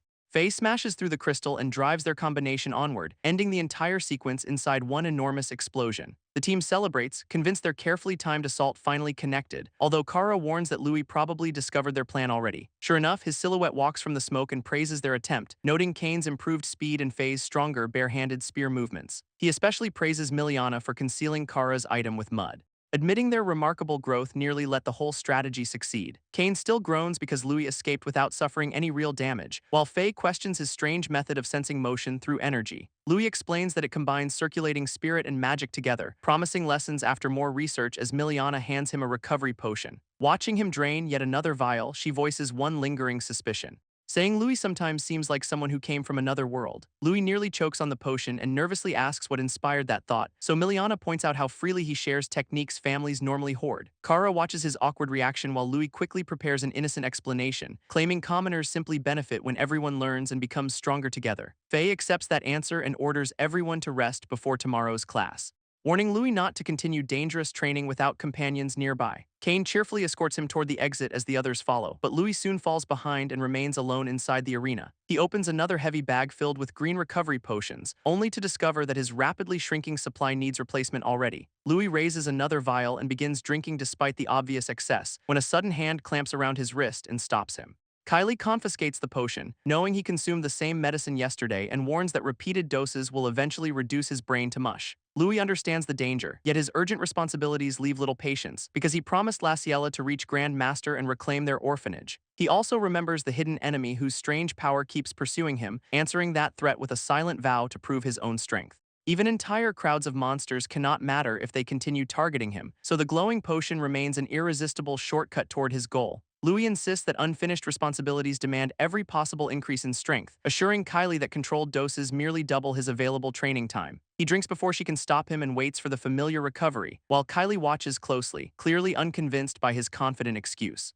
Without warning, crimson energy erupts around Louis and floods the arena, startling Kylie as the same ominous aura twists through his body. Her defensive magic activates instantly and knocks that force away from her, returning Louis to himself before his suddenly smooth circulation escapes control. Kylie hides her alarm when he innocently asks whether anything strange happened, but the realization behind her glasses becomes impossible to ignore. Empty containers scattered around the table reveal the true scale of his habit, and Kylie demands to know whether Louis consumed every missing potion. His embarrassed admission confirms exactly what she feared, because Academy records show his credits constantly funding mental recovery medicine. Louis still believes rapid advancement offers his only path to Grand Master, but Kylie says damaged fundamentals and that disturbing aura threaten him already. She grabs his hand before he can argue and drags him away, deciding an R-rank magic potion test must examine his condition immediately. They enter a quiet alchemy laboratory filled with equipment and ingredients, where one drop of Louis's blood falls into a green solution. Aronian finds no potion damage, only cerebral activity stronger than before, though Kylie insists Louis's vacant behavior and crimson eruption were unquestionably abnormal. Her description makes that violent aura impossible to dismiss as ordinary recovery, yet Aronian suggests increased magic might indicate a rare awakening instead. Louis privately wonders whether this is another mark of the cursed child, while Aronian notes even enlightenment cannot ignore the goddess's magical rules. He refuses to reach conclusions about phenomena none of them fully understand, despite Kylie's certainty that something inside Louis remains dangerously unusual. Aronian walks deeper into the laboratory and begins gathering more equipment, explaining that alchemy still cannot predict how potions affect Louis's special constitution. Kylie tries questioning him, suddenly suspecting the principal knows something more and silently wonders how many other secrets surround Louis. Louis instead recognizes that local alchemy simply fuses ingredients without refinement, meaning incompatible components may create the mysterious reaction inside his body. By the next day, he has assembled every tool needed for an experiment, promising the skeptical Kylie that his unfamiliar process will explain itself. A golden reaction erupts first and nearly fills the laboratory with light, followed immediately by a blue surge that rattles every nearby container. 3 perfectly separated potions remain afterward, proving Louis's method successful, and even Aronian shouts in disbelief at the impossible result. He realizes Louis separated every ingredient contained within the original potion, then eagerly offers personal instruction in potion science to develop that talent. Louis accepts immediately, knowing a commoner rarely studies beneath the principal, while Aronian happily promises double credits for every successful contribution. Kylie watches their instant partnership and wonders whether Louis has any weakness, as he studies how natural plants supply the magic stored inside potions. Since plants require both fertile earth and water, Louis combines those attributes, causing a green symbol of life to blaze from his hands. Aronian and Kylie recognize another completely unfamiliar magical phenomenon, which Louis conveniently describes as his latest moment of enlightenment. Green energy twists into living dragons and coils across the entire laboratory, leaving Aronian speechless before a power absent from every known classification. Vines and trees erupt as two creative attributes become something entirely new, formed by nourishing fertile soil with water until fresh life sprouts. Louis gives this combined force the straightforward name wood element, while Kylie repeats it cautiously and examines the surrounding growth. He demonstrates with a delicate flowering tendril curling around his fingers, tempting Kylie to approach and touch the seemingly harmless creation. One tiny pink shoot stretches innocently toward her waiting fingertip, then transforms into a hungry mouth and snaps at her hand. Kylie recoils as the tendril whips past and circles for another strike, only for several more carnivorous blossoms to surround her from every angle. Her eyes flare red before a concentrated fireburst catches the attacking growth, reducing every snapping flower to black fragments inside the flames. Kylie lands beyond the explosion while surviving vines retreat toward Louis, who calmly catches the drifting remnants as though nothing dangerous happened. She can barely believe he created life instantly and weaponized it immediately, but Louis says combat is not the wood element's greatest strength. A newly formed blossom settles harmlessly above his open palm, as Aronian realizes wood may explain the healing power inside recovery potions. Louis agrees since elemental energy separates ordinary plants from medicinal ingredients, connecting composite magic, potion creation, and alchemy within one shared principle. Aronian offers unlimited materials if Louis continues producing experimental potions, then turns serious and asks his new student one far greater question. Since strength alone cannot rule human destiny, does Louis want power to change fate? That question soon brings them deep beneath the academy into a hidden cavern, where Louis spreads green energy across the bare stone under Aronian's supervision. A luminous blue plant rises rapidly from roots formed by wood magic, astonishing Aronian no matter how many times he watches the process, because such a valuable specimen should never mature this quickly. Louis admits the accelerated growth consumes more mana with every valuable plant, and Aronian reminds him that even miracles always demand a price. Still, blue vines continue spreading as Louis tests his current limit, while Aronian judges that cost remarkably cheap compared with normal cultivation. Purified ingredients already remove side effects and enable entirely new wood potions, giving the Academy enough research achievements to justify every expense. Louis soon completes several specialized recovery, healing, and enhancement formulas, so Aronian moves directly toward testing their effects in combat. He argues that fighting someone powerful remains the fastest road to improvement, then takes the opposite side of the cavern arena as Louis' opponent. Louis accepts several fresh potions and asks the principal not to hold back, swallowing the first vial before their dangerous experiment begins. Crimson energy wraps around him as he dives straight toward Aronian, whose green defense meets the charge in a violent collision below Kylie. Watching the relentless exchange, she decides the principal truly fights like a monster. Night settles over the academy before their punishing test finally concludes, and Louis returns to his room exhausted after Aronian honors that request completely. Without the new potions, he suspects recovery would have taken an entire month, until Kara suddenly appears behind him and catches him completely unprepared. Louis whirls around and stammers Kara's name at the unexpected visit. Kara silently studies an empty vial and the green residue spilled beside it, while Louis claims Aronian supplied the potion and entrusted him with profits. Kara's flat stare makes it obvious that explanation convinced absolutely nobody, and Kara walks directly toward Louis before another excuse can appear. Louis retreats nervously when Kara stops within inches of him, only for Kara to state plainly that Louis created the potion himself. His frantic denial collapses before it even becomes a complete sentence, especially when Kara points toward the evidence of his unnaturally fast recovery. Louis finally admits the truth and asks how Kara recognized it, so Kara simply notes that the famously conservative principal gave him away. Impressed, Louis requests secrecy because public attention would create endless trouble, and Kara responds by calmly presenting a practical solution. Kara hands Louis a document whose purpose remains unclear at first, revealing an unusually favorable contract with a Kandrian trading company. As Louis reads its exceptional terms, Kara begins collecting the spilled potion, then pours a small measured dose into a much larger container. The mixture dilutes evenly while preserving enough color and magical activity, and Kara explains the contract will protect and conceal the finished product.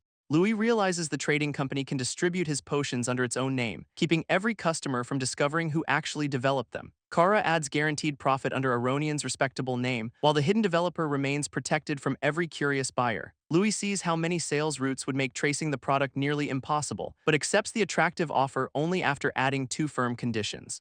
The potions must be weakened, and candies must support the Raciera orphanage, terms Kara accepts before snatching the contract from Louis's hands. A quick signature turns their improvised plan into an official agreement, which Kara raises proudly under the candy's trading company name. Louis smiles at the completed contract and the opportunity it creates, then shakes Kara's hand while praising a merchant's son for practical instincts.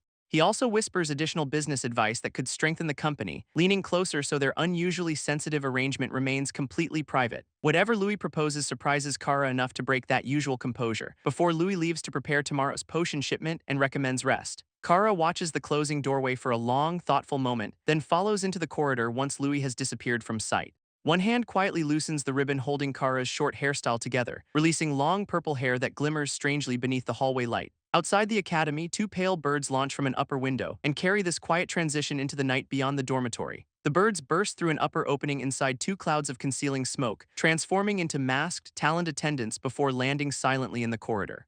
One clawed foot tests the floor while both intruders listen for movement, then a sharp orange eye checks around the nearest doorway. Finding the hallway empty, the pair advances toward Kara's room, scaling the walls with ease to avoid making any ordinary footsteps. One attendant discovers a hooded figure and reaches forward without warning, only to receive Kara's immediate flying counter for that careless approach. The impact ends the attempted greeting before it properly begins, leaving the bird-like servant crumpled on the floor and clutching a fresh bruise. Apparently, Kara hits this attendant often whenever secret visits become too familiar, but both servants still kneel and address their disguised classmate as their lady. Kara emerges in her true long-haired appearance and demands their report, calmly preparing herself while the nervous visitors wait for instructions. Both attendants bow as their hidden mistress finally approaches the table, where Kara places the candy's contract directly into their hands. Its remarkably generous terms make one servant accuse her of losing reason, especially when neither understands what makes Louis worthy of special treatment. Yet they calculate his plan could make Candies a leading Eastern company, and Kara firmly gives Louis, not herself, credit for the strategy. Her attendants cannot understand how someone so inexperienced designed such a plan. But Kara answers that Louis possesses something far more important, potential. They still warn he could betray her and support another imperial heir, so Kara responds by giving both servants a personal assignment. She wants them to secure control of the Rashra orphanage, convinced Louis's kindness makes that promise worth honoring. Kara dismisses the pair once both agree to follow her order, and they return to bird form before flying through the window. With midterms approaching, she knows their entire plan must advance quickly, while privately challenging Louis Kirill to reveal his full potential. Soon the Academy's crucial midterm begins with technical and combat sections, starting inside a trap corridor nobody has perfectly cleared without martial arcane. Faye attacks aggressively but fails her challenge after earning 300 points, while Kane's wind-assisted run ends with a slightly higher 320. Miliana stops at 250, and Kara reaches 300, before Neil's reckless charge earns 325 and another failure. Derek threatens even harsher training if their results disappoint him next semester, although another instructor confirms the freshman's fundamentals are improving well. Derek cares less about those averages than one approaching student, because even Aronian has taken a special interest in Louis Kirill. Derek predicts Louis can exceed 600 despite technically remaining an apprentice, turning the instructor's curiosity into another wager before Louis enters. Nearby nobles dismiss the commoner because their own privileged classmates already failed, while Louis calmly studies the dark entrance and takes his first step. Flaming arrows immediately launch from hidden sigils inside the corridor walls, followed by dozens of brilliant projectiles filling every visible path forward. The barrage becomes a solid tunnel of fire racing directly toward Louis, who activates void calculation method and analyzes the entire pattern. His perception traces every magical circulation and predicts each incoming trajectory, then calculated muscle activation drives his first perfectly timed step. With the solution complete, Louis races between explosions without breaking stride, leaving the opening trap field erupting uselessly behind his accelerating body. A new threat suddenly appears before his calculation can settle, as a purple tentacled creature unfolds inside the next passage. Its sweeping strike clips Louis' root and throws him toward the wall, but he plants both feet against the stone and rebounds safely. Landing low, Louis immediately senses another presence falling from above, and a turquoise mass slams down exactly where he stood. The creature resolves into a jet slime already surging after him. Swelling before releasing several pressurized streams across the corridor, Louis rolls between the jets as blue water slices past both sides, then rises beside one curving stream and follows its safer outer edge. More jet slimes gather ahead and prepare another synchronized volley, while a descending spiked wall seals the easiest escape above him. Hidden cannons open inside the surrounding stone to complete the enclosure, and their glowing ammunition fires down through the narrowing space. Louis recognizes a deliberate pincer attack linking every trap together, as the slimes answer with concentrated blue beams from below. Flaming cannon rounds descend simultaneously and erase every normal opening, forcing void calculation method to process the entire collision at once. Louis dives inside a water current just as both elemental barrages meet, though the enormous volume of shifting data strains even his concentration. He ignores the complexity and searches beneath appearances for each attack's essence, reducing countless projectiles into two opposing patterns and one shared answer. Their optimal vectors intersect, making fire and water destroy each other, while Louis completes the calculation with a confident smile. He bursts through the resulting smoke before either trap can reset, then rides the remaining water pressure along the vertical wall. That converted momentum becomes the optimal solution for reaching the next chamber, where a glowing network of roots unfolds beneath his waiting feet. Red lasers and fresh slime beams activate along every branch of that network, but Louis lands precisely on one glowing junction before they cross. Calculated afterimages weave through the colored lines and approaching slimes, directing a red blast into the first turquoise monster instead. Its retaliatory water beam crashes into another trap and widens Louis' opening, allowing him to fly between two explosions on their combined pressure. Spectators lean forward as fire and water erupt throughout the test structure, while one instructor wonders whether Louis somehow learned its hidden strategy. His colleague realizes Louis multiplies trap interactions instead of evading them separately, and Derek suspects the corridor still has not forced out everything. Louis reaches the next section with dying flames rolling behind each step, only to face another narrow route bordered by rotating wall spikes. A purple creature suddenly rockets toward him faster than any earlier projectile, yet Louis catches its solid head before the charge reaches his chest. He hurls it away, but the elastic monster stretches through his grip, revealing speed extreme enough to surprise even Louis for a moment. The Echo Bat splits into a storm of purple copies overhead.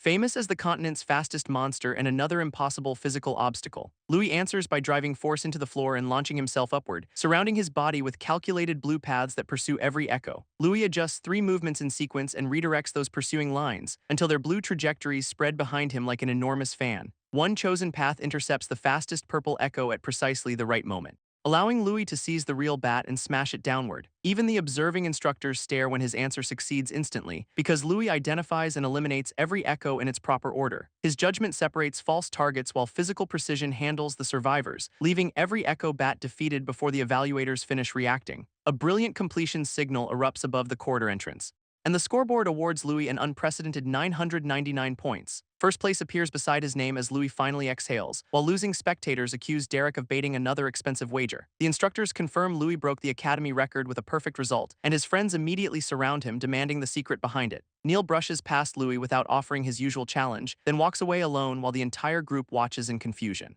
Kane wonders whether Neil finally recognized the difference between their strength, but Louis studies that retreating figure and quietly rejects the explanation. The crimson pressure around Neil suggests something far more complicated before Derek ends the technical test and begins drawing combat matchups. He permits everyone to fight at full strength during the combat exam, which sends several confident seniors eagerly toward the drawing barrel. One considers this a rare opportunity to personally educate the juniors, then reaches among the lots while Louis waits behind him. A crimson ring quietly bends the papers toward his searching fingers, and Derek notices the suspicious maneuver but merely smiles as he passes. The scheming senior withdraws exactly the matchup he wanted, already judging Louis Kirill troublesome enough to require careful handling. Neil separately plans to attack only after someone weakens Louis first. While the intended target innocently draws his own lot beside Kane, Faye discovers Kane shares her block and promises he will never reach Louis, as Kara silently studies whatever opponent her own paper reveals. Miliana lands in Louis' block, meaning continued victories will eventually unite them, though her attention shifts when she recognizes her first opponent nearby. That opponent belongs to the same trio of seniors now laughing together.